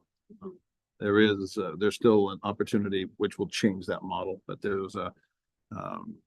we did a grant application for a $5.1 million, which is all EV related, but it's tied closer to the highway system. So if we actually get that grant, then we're gonna have to rethink our strategy, but we still applied for the grant. We were asked to apply to the grant because of the previous work we'd done. So right now it's mainly in response mode, but if that grant comes in, then we're gonna probably rethink how we do that one. Yeah, because it'd be nice to get something near in South Main Street. Would be an ideal location, one of those gas stations down there. Yeah. Absolute ideal location, so near the highway. Peter, question for you. What are the typical challenges for RMLD to do these projects at a high level? To do what? What are the most typical challenges that you deal with in getting these projects done? You listed a lot of projects. Well, it used to be supply chain. We're catching up on transformers, single phase pad mounts, 3-phase, single phase pole mounts, 3-phase pad mounts are still a little behind. we're waiting on what is there, but that was the hardest thing with supply chain issues, but now we're catching up on all that. We just got another load of 52 transformers today. We're supposed to get another 50 something tomorrow. Okay, so but just in terms of staffing, you have enough staff to do what you need to do. I'm just I looking think at, yeah. we're getting there. Yeah, so we got Progressing. line crews, we're gonna We build have out. plenty, the yeah, we engineer. have a lot of line guys. Yeah, but the engineer is where we need support.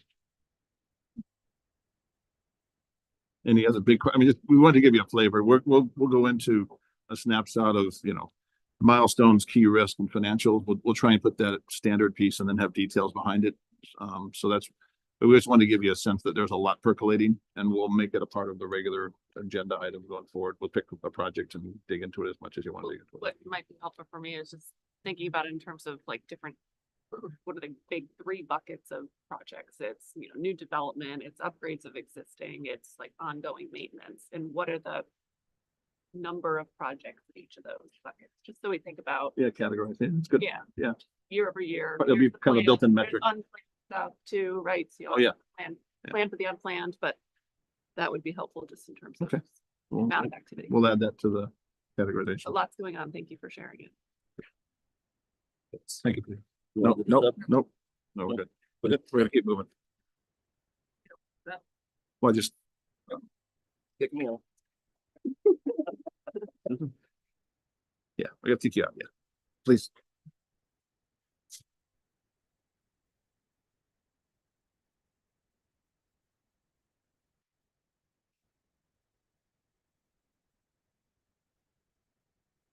Thank you very much. I'm Susan Inman, your HR director. For those of you who might not know me, I have just a quick couple of slides. Okay. Then I'll just run through with you. I know it's been a long night, so we're gonna make this as quick as we can. We just broke down the RML workforce by generation. And this is just a snapshot of RMLD today. But in terms of today's workforce in general, I looked up some numbers, you know, online and saw that Harvard Business Review had similar numbers just for the overall workforce. So their numbers were like 19% baby boomers, 35.5% Gen Xers, 39.4% millennials. And their projection was that in 2030, excuse me, it would be about 30% Gen Zs. And if you look at the number of, in this next slide, the number of people that we have that in 2025 will be over the age of 60, 60 or over, that's about 19 employees. And if you kind of do the math here, we're right in line with Harvard Business Review's sort of numbers on the overall workforce. Ours is kind of mirroring theirs quite well. I think what we're looking at here is RMLD has a lot of long-term commitment people over, you know, a little under half, whatever, is are people that have been here at least over 5 years, and many over, you know, 30 years. We have some over 30 years, and over, you know, you can see our numbers, 25 to 30 years for employees. That you? Anyone longer, Are they than, anyone longer than Phil? No, and he will tell you that. And so, you know, what are we doing to retain institutional knowledge? We're creating standard operating procedures. If you're Janet Walsh, we already have about 35 of those in HR, which she sends me daily. So some are a little ahead of the game. They've been here longer to do it, but we're doing that both written and in video. And we're working with the office to just train and transfer knowledge as much as we can. Obviously, those days of having 30% generation Xers, Zs is gonna come quickly. And all those lucky people will get to retire. So, but we do love our employees, and in 2024, RMLD hired 12 employees, not including internal promotions and hires. I hate to underestimate internal promotions and hires, because Dennis will tell you, when we were in Wilmington, I think we had 60 the first year I was there, and like 35 of them were transitioning from job to job, and that just still created the same amount of work as you do when you hire somebody. So even though we've only had 12 hires, it might feel like more than that to us, because we have had people move internally around, and Greg's going to talk a little more about that in executive session. Currently, we have about 7 open positions. We have 3 candidates at the present time, maybe even 4 who are in the process of being hired. And we're having a smaller intern season this fall and winter. So we don't expect, that to be too much to fill the room in terms of our interns. Why is that intentionally It's or? kind of seasonal for them, like seasonally, we just get a lot more interest, I think, in the summertime with Oh, so interns. it's not fewer versus last year, it's fewer versus summer. It's just fewer versus summer. Okay. Yeah, we have a big load of kids, Sure, I that makes don't want sense. to Yeah, call yeah. them kids, young people that are in here. They're certainly professional. So So just a quick question. Mhm. What are the most important open positions right now? the most, the most what?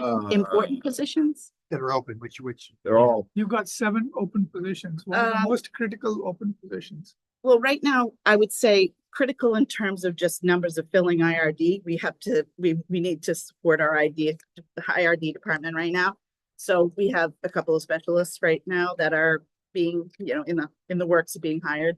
And we are filling our final analyst role this week. And so that would be nice to have that staffed again the way it should be.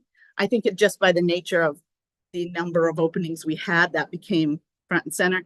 But our systems engineer position too is Mhm. very important for us to fill quickly. And we do have somebody, That's why I asked Peter the Yeah, question because. we do have somebody interested in that position right now. And there's been a lot going on here. And, these things that we have been going through cause us to, it creates a little bit of a hurdle when you're recruiting, and you have to be very mindful to be very honest with people and communicate and tell them where things are at. And I've been really trying to do that. As you know, Greg, I've passed everything by Greg, but it's hard when you're recruiting people. They want to know who they're working for and why they're coming to RMLD, and, and they want stability. And, And it's a sector that's attracting positions now, right? yeah, You're and growing. we're doing well to attract positions. And actually, I'm pretty proud of the fact that these few hires that we've had lately, we have not paid any fees on.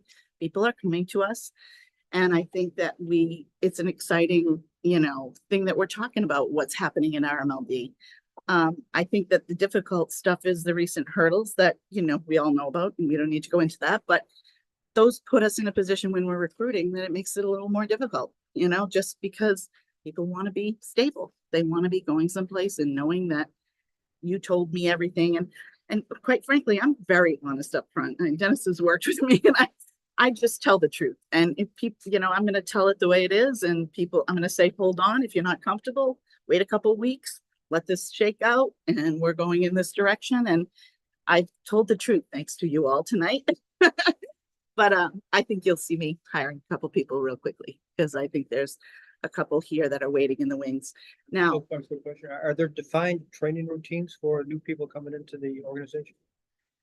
I would say, yeah, you're probably more the one to speak to this, Megan. I don't want to say this, but now you ask the question, I have to say, what I'm left with, is there's a huge lack. There's a huge lack of standard operating procedures. I've been working for the past 7-8 weeks for about 45 to 50 hours a week just to really clean up. Contracts were not renewed, invoices are not paid, rebates are not processed back even before all the staff turnover. I want to emphasize that. So yes, that's the goal. I want to, by the end of the fall, to have all the procedures in place and to train all the team members on those. And it's not only just to deal with turnover, but rather, people may want to do new things. And if there's a standard there, then they can always, step into new things. Or someone is sick, has to be out, and another person can easily come in and help. Right now, I'm literally spending a lot of time just dealing with all these procedure and administrative issues. Not to complain, but ask the question. And I would add to that, obviously, as far as our alignment and control room positions, those are very safety centered, in that those training manuals are very specific.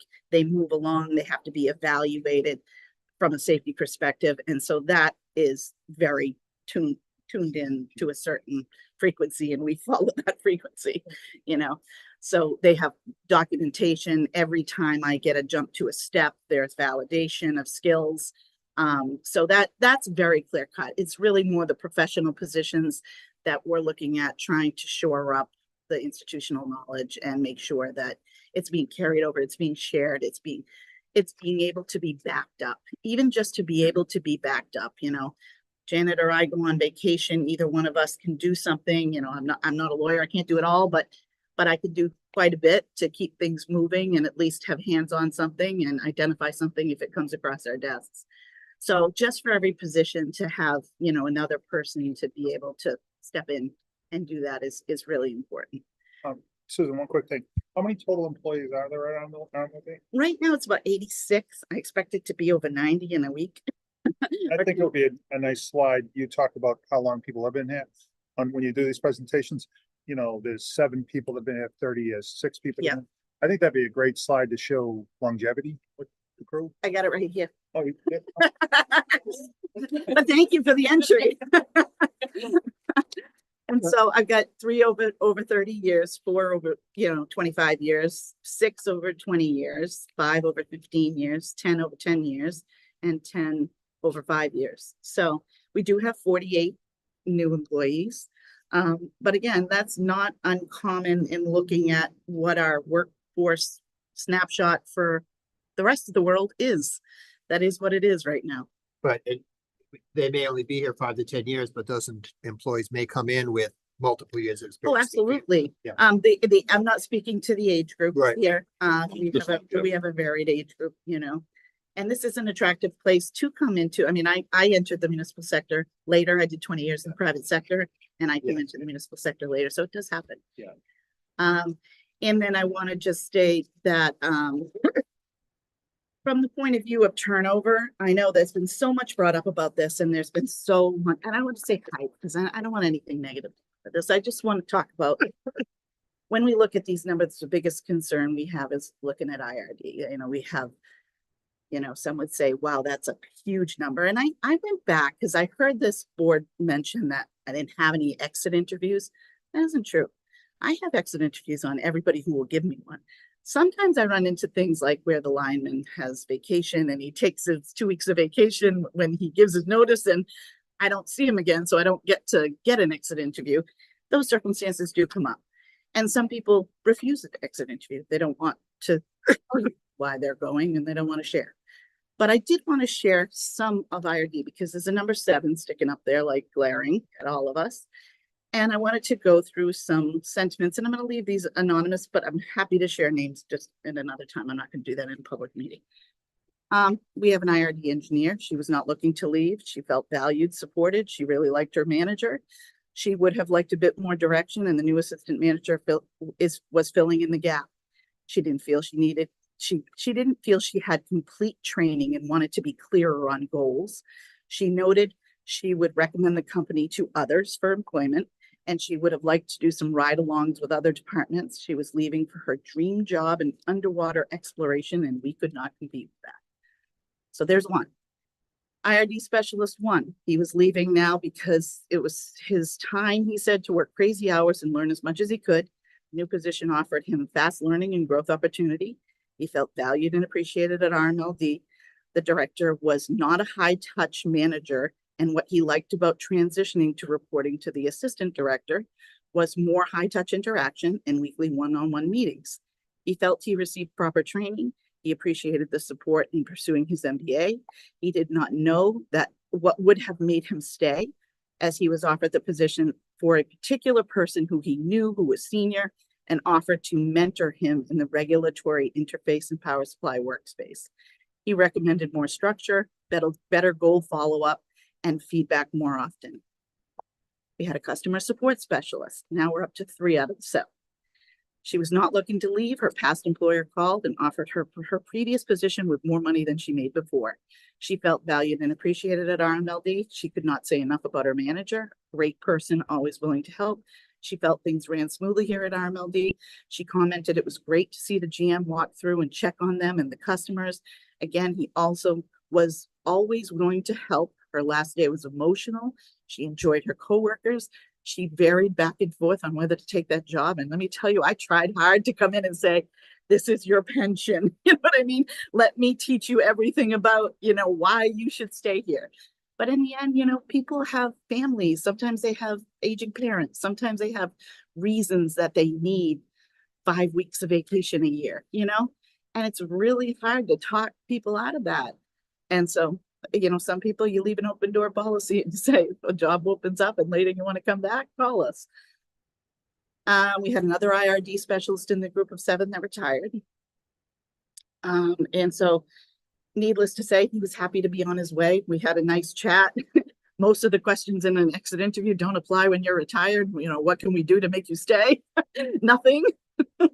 So I'm looking at that and I've got 4 out of the 7. And then you're left with the director and 2 other people. The director left, hardly any notice. You know, not the greatest of situations. And the 2 people that left behind him, well, you know, one gave notice and then ended up walking out, and the other no notice at all. And neither would do an exit interview. In the whole scheme of things, that's not an exodus. 3 people does not an exodus make. And I have their sheets. I mean, I do fill them out, typing in front of them, and I'm talking to them, you know, but these are their sheets. And so I just want to say that because I just think it's important to really give you and all the other numbers. I know you all sat with me and I showed you what the whys of the other departments. You know, people didn't make it through probation. Okay. Can we do a better job identifying that out front? We can certainly try. I'm not saying there isn't room for improvement. These people gave some good feedback. You know, we want to pay attention to that feedback. But I do think, you know, if you look at the early people leaving on this and saying, I'm happy, but I need a little more oversight, or I didn't know what I was doing in the beginning. I looked back at these people's previous evaluations that they did on themselves, and their evaluations they did on themselves, they said, I didn't know what to do right when I got here. And I didn't have a high touch manager. So I really was kind of like flailing, and I figured some stuff out on my own and I got better and my performance improved. Well, we did something about that. We built structure underneath the director with another assistant director so that we could touch those employees more. So I don't like or you know, the idea that we're sitting around and we have no idea what's going on. That's not it. It's just sometimes people don't tell you everything they're feeling all the time. As Lord knows, we have found that out. And if these people that I'm talking about are talking to anyone here, but what are they saying today? I don't know, but this is what they said to me when they left, you know, and we have to believe them. I don't know what else to do with that. So I'll leave you with that. I really sincerely appreciate all of you this evening and the professionalism that we conducted this meeting with. And I just want to say thank you for that. Thank you, Susan. Yeah, Susan, one quick thing. From working with you in Wilmington, you brought the exit interview into Wilmington. That didn't happen a lot. And you brought a lot of good value out of them while you were there. Things that we hadn't talked about, and people would come and go and you never talked about it. So it's important to collect that data when people will give it to you and then apply that data. Yep. You are very much around process control, training, those with experience that I had with you. Yeah. And the time we worked together. So I see that you brought the same thing here, which is the value you've added here. And that's, you know, what I would have assumed you would do. And well, I don't want to steal anyone's thunder because I'm never one to undercut somebody before me's process. This process was here when I got here, and I just picked up on doing it. And it has a lot of processes, and she shares them all with me. So, Yeah, so Susan, thank you. I think one thing I've heard and recognized is that a lot of times people come to a company, an organization for the overall image of the organization. But if they leave, it's because of a bad experience with the boss. yeah. Okay, a lot of times people leave jobs because they don't like that. They're not comfortable with the boss and not. So you seem to have a lot of experience in this matter, but as you interact with supervisors within RMLD, you know, I hope you're, you know, helping reinforce that, you know, people need to be good in their jobs, Yeah, but being a boss is, Yeah. it's a separate skill. it is. And people need to work at it. I mean, sometimes, you promote people for their technical and operational skills and not necessarily people skills. And I do feel like that's something that I know Greg and I have had a lot of conversations about this. Some people should be individual contributors. Some people should be managers. And sometimes we get that right and sometimes we get that wrong. And I do believe that us building structure under somebody is identifying where we can help them be successful. And not to take it to a negative turn. We don't need to take it to a negative turn. If they have some good value to offer, we turn that towards how do we build structure underneath that to move forward in a positive way for the employees. So if you can evaluate, if you have people, some people may be good mentors. They could be a good mentor, but don't have to be a boss. So That's very true. Yes, that's very true. And I can tell you too, I mean, if you all know, you've been in the workforce a long time. I've worked places where I matched with that boss and stayed 10 years. And I've worked places where I was counting the days after one. You know what I mean? Sometimes you don't get the right match. And sometimes it takes, whether you want high touch, low touch, it doesn't make either of them bad.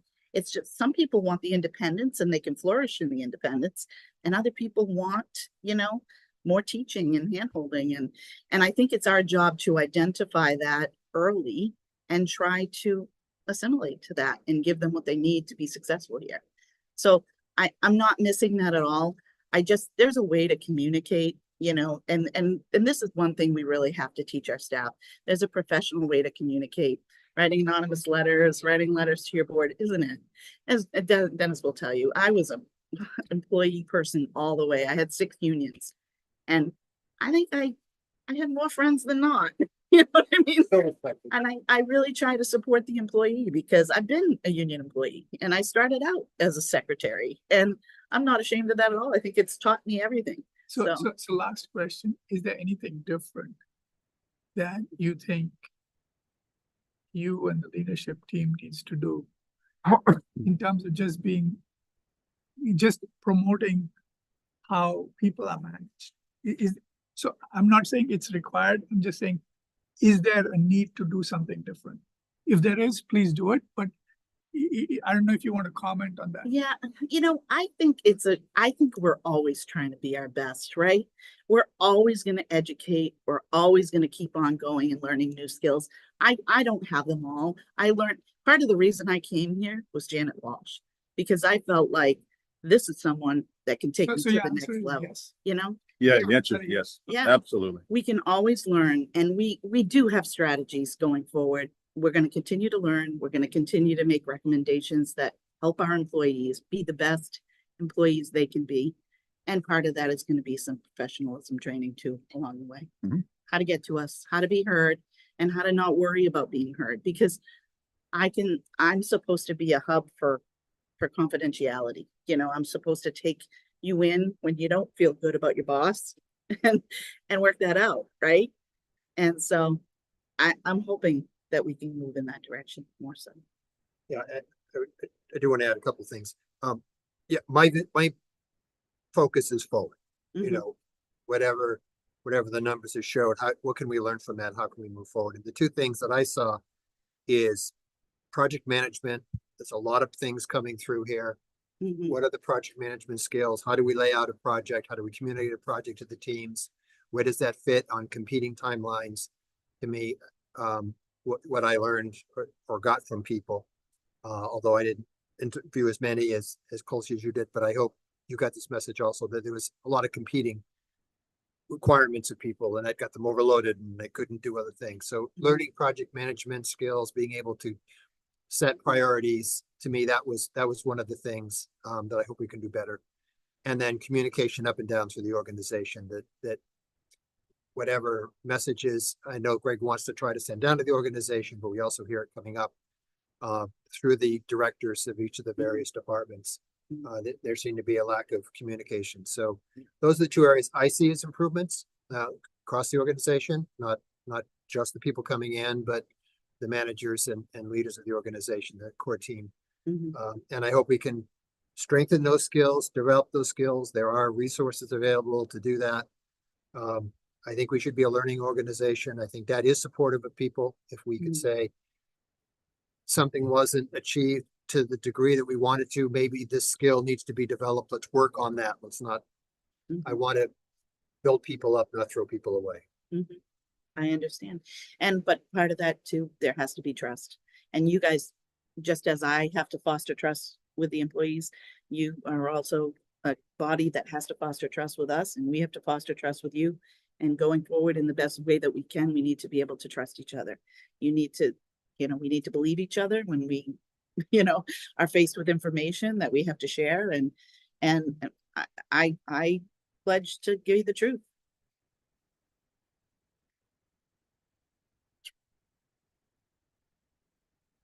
We good? Thank you. Thanks. Thank you so much. Thank you.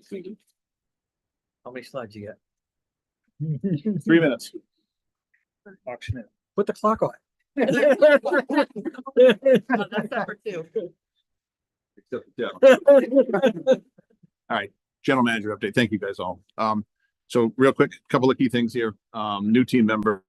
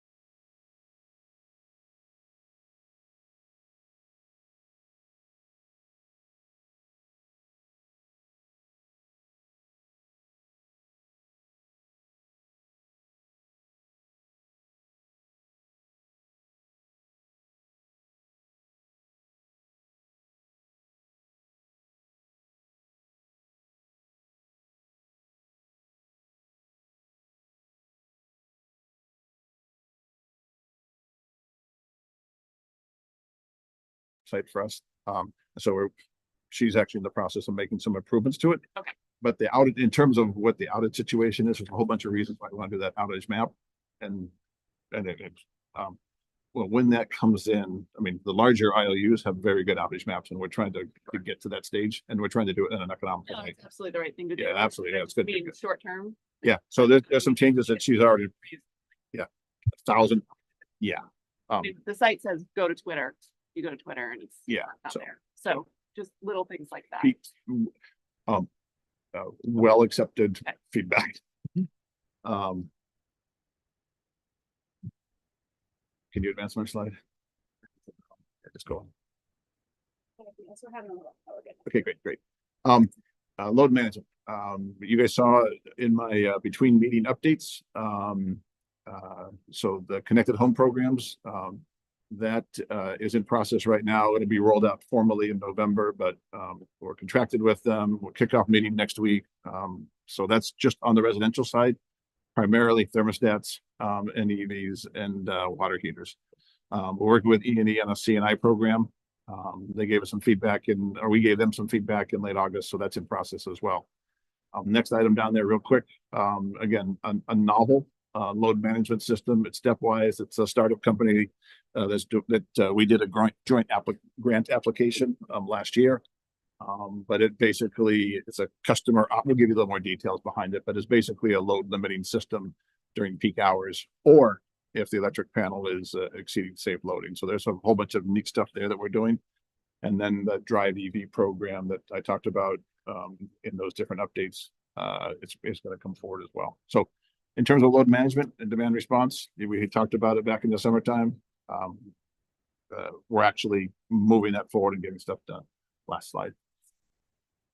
Okay. So we talked, so the annual report, for a whole bunch of reasons, and so Dave asked us, the chair asked us to move it out. We put it was in the package earlier. I'm not sure if you guys had a chance to look earlier. It was in the Oh, package. it was in the packet. I'm sorry. I didn't think it was. Yeah, it was in the package that went out on Friday. Oh, yeah, on Friday. I thought you said last month. It was And Friday. No, it wasn't. No, yeah, I think the request was, I think you said, hey, let's just hold off on it. So anyways, we do need to publish the annual report for 2023. And it is, so I put a suggested motion up there. We could wait a little longer, but it does need to be approved by the Board of Commissioners. It's in our policy and it's historically the way we've done it. It's relatively simple, straightforward. The key piece of it are the financials. Obviously, we did the financial audit report back in June. And then we put all the front end stuff in it. So it's not fancy. It's pretty straightforward, but technically we do need to approve it and get it done. So usually we have the annual report available at the November town meeting. Say what? That's usually when we have it available. The November town meeting is when it's Well, usually then available. now's a great time to, Yep. so it's ready to go. So, Ready to go? It's ready to go. I don't know how you do the motion. Yes, It's sir. on the board, on the, So Oh, no, we didn't put, yeah, we did. I didn't put it on there. It's literally the one we did last year. Oh. The suggestion. So go ahead and read it and then Vivek's got a comment. All right. Yeah. Oh, yeah, please go ahead. Go ahead. No, go ahead, read the motion. Both, right? Cab and. No, just No, commission. just the BOC has to approve it. Okay, move that the RMLD Board of Commissioners approve the annual report for calendar year 2023 as presented on the recommendations of the general manager. So that, Second that. oh, sorry. Okay, so this is a comment I had even from last year, Yes. and there's two things.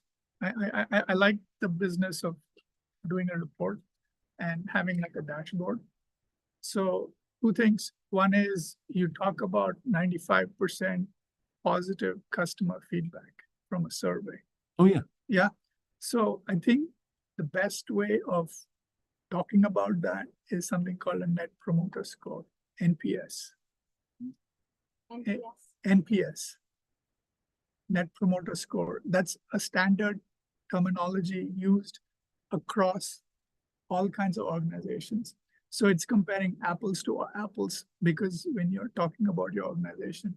So I'd encourage you to think about it. It's a pretty simple metric, but do it, okay? Great. So the same thing for carbon metrics. I know we talk about, how much is carbon free and how much is not carbon free. But the best way to do is scope 1, scope 2, and scope 3 emissions. So then you're talking the same language for everyone. And I know I've looked at reports from other utilities and I've shared this with you, Greg. Yep. They are doing it.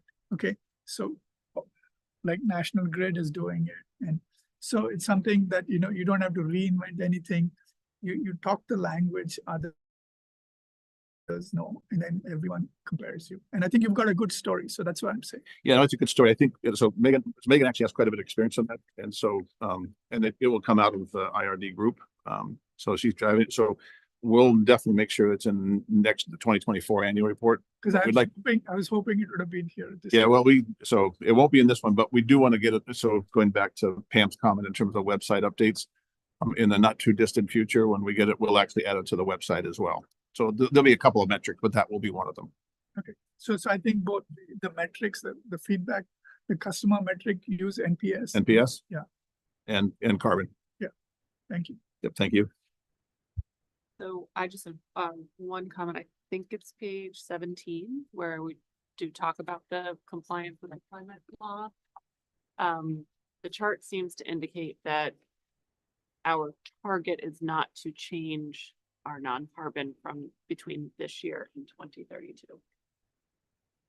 We have not made a, determined yeah, we've not determined that, right? So it feels to me like it's more of a TBD in the future years, Yeah. not a clear hard line of no. Oh, just delete it. You may, I might just. well, we can delete, from 2020. Well, actually we have to vote. So we can go from 2025 onward. Forward. Okay, we can change that graph. You can just say non-carbon actuals or something like that on that line, and it's just 23 and 24. I just don't want the message to be shared that Totally fine. we're, No, we're I not get- doing yeah. anything. Yeah, so one, we could do one of two things. We can basically end it at the end of 2024. And just, as you say, actual. Actual, yeah. Okay, great. We can do that. I understand exactly what you're saying. Okay. And we can, if you want to do the motion, we can do it with that edit. I have no problem with that. Okay, with others. Yeah. Any concerns with that? Page 17. Yes, yeah, exactly. So just. It's that line that it goes says across. Yeah, just stop it. As Non-carbon target, so it makes it seem like our target is not to change it between now and 2032. And that Yeah. may change. Our target was 3% per year, correct? Yeah, but remember in January, we ended up moving it from, it was going to be 32% for 2024. We moved it up to 55%. I think what Pam's saying is that's great, but from 25 onward, we haven't defined, because we're going to talk about that in January. We'll make a decision. We haven't, so instead of kind of suggesting that that's what we're going to do, just don't put it on and then make the line from 23, 24, make a note that it's actuals, which I think is great. Yeah, that's I think that's a great idea. I didn't think about that. Yeah. We actually talked about what to do and like, we haven't made a change. So, but I think delete completely is even a better idea. Okay. We have to amend With the requested. with, As just say. Yeah, I- And I'm definitely gonna see it. as to be. as amended on graph on page 17. Yeah. Yeah. As amended graph page 17. I just have one comment. I noticed that in the financials, they're in here, Markham. Markham has been bought by CBIZ, which is a private equity firm. It's an accounting firm that's backed by private equity.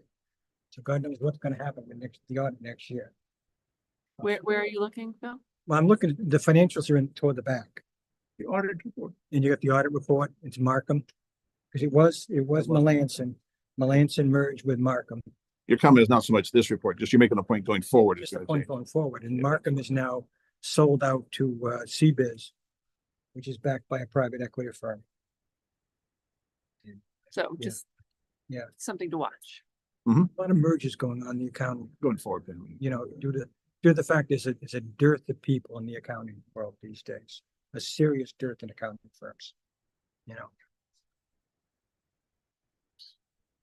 So one comment I have, this has come up before, is so page 18.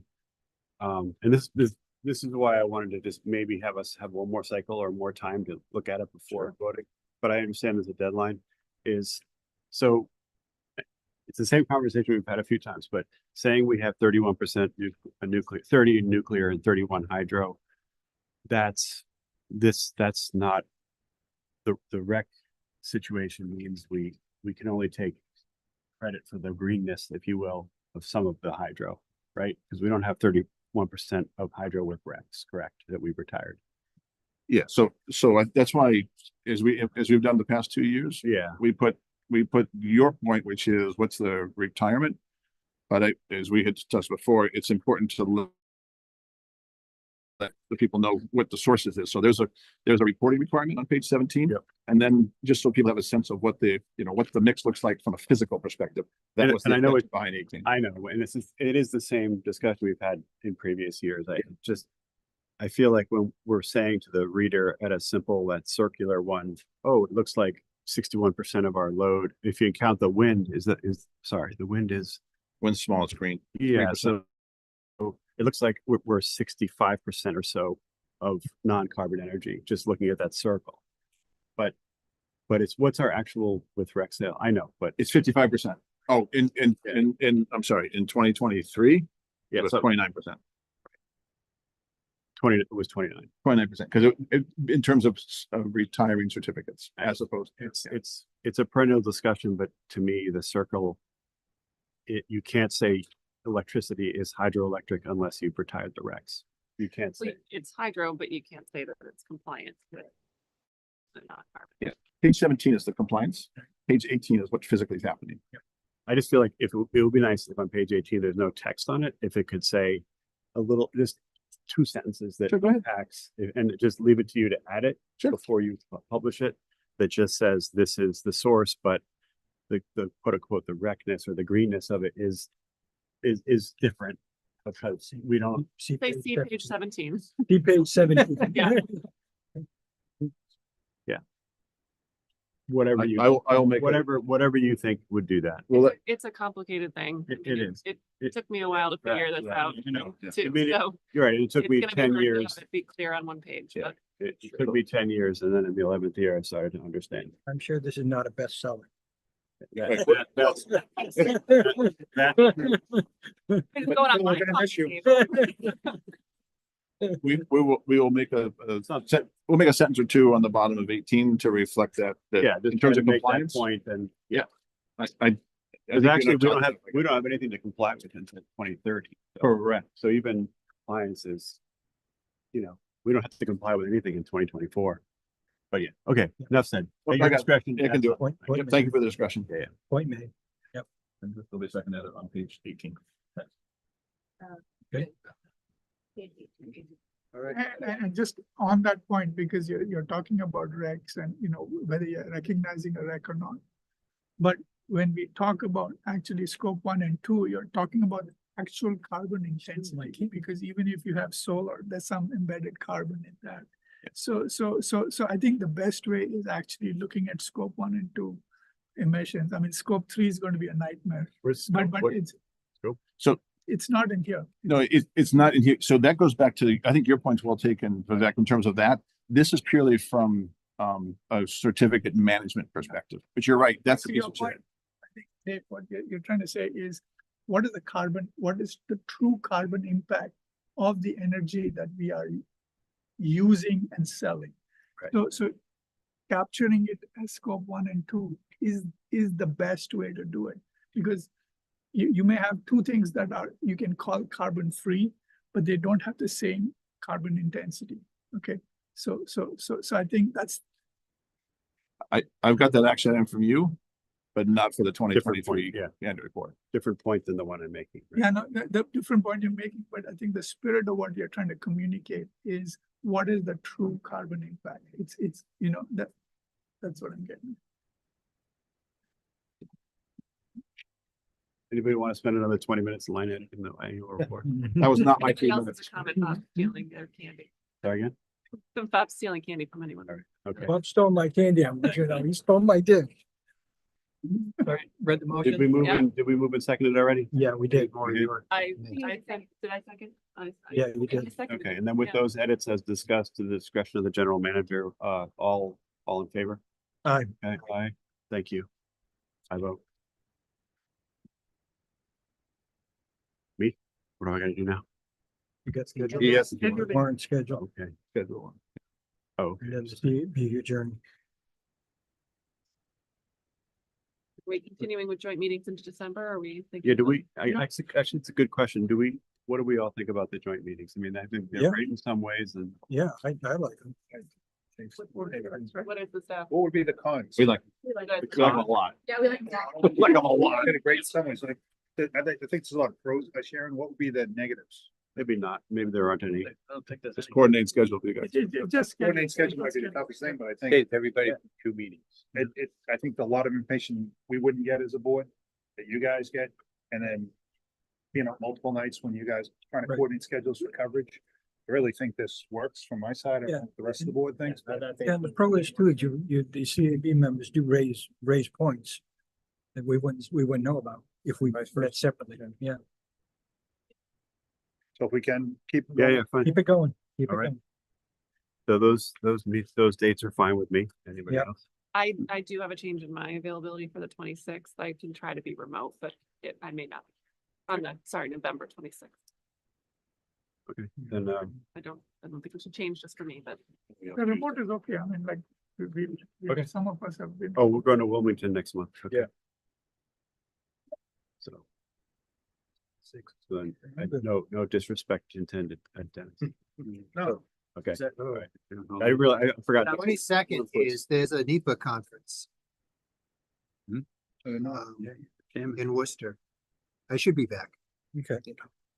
All right, so no change needed. Get a room. October 22nd. What we Yes. doing, Dan? It's a Lincoln Town Hall quiz. Okay, all right. I haven't made it for meetings. So. I want you to know I have the minutes to be signed already in my email. You will be receiving the budget book Monday. And that's the topic of the October meeting. Talk to town hall and see. Yeah. I think last time we did the high school, because we had just opened, so. But we can see what I have available in either building. Great. And this is the audience. And are we selecting a December date? Oh, good idea. Does anybody else want to come to Wilmington Town Hall? Anybody? Yeah. Never been. Go somewhere else. But, I'm excited to see it. No, he's about to say something different. I Yeah. got you, Bob. I got you. Yeah, you want to try the December, the 17th, Tuesday? Or the 17th? No. Yeah, no disrespect. What? Still, we don't want Thursdays, and we don't want Wednesdays still? Wednesdays, it's tough for me. Everything in the world's on a Wednesday. Yeah. Better. Tuesday, kind of sort of work. Yeah, Tuesday. Yeah, Tuesday, I'm Tuesday. fine. 17th of No, December, It's good. It's good. 17th is good. 6 o'clock, December 17th, you're saying? December 17th. December 17th. Yeah, I'll be remote. Okay. Any other town halls we want to visit besides Wilmington? Well, again, if we bump to someone else this year, next year we'll have a brand new town hall, and we could do Wilmington next year. But I don't know if we can, that's probably too late to coordinate that, but, we're supposed to open in. It's up to us fall to of next year. decide. I mean, The as requirement. long as, 20-year agreement.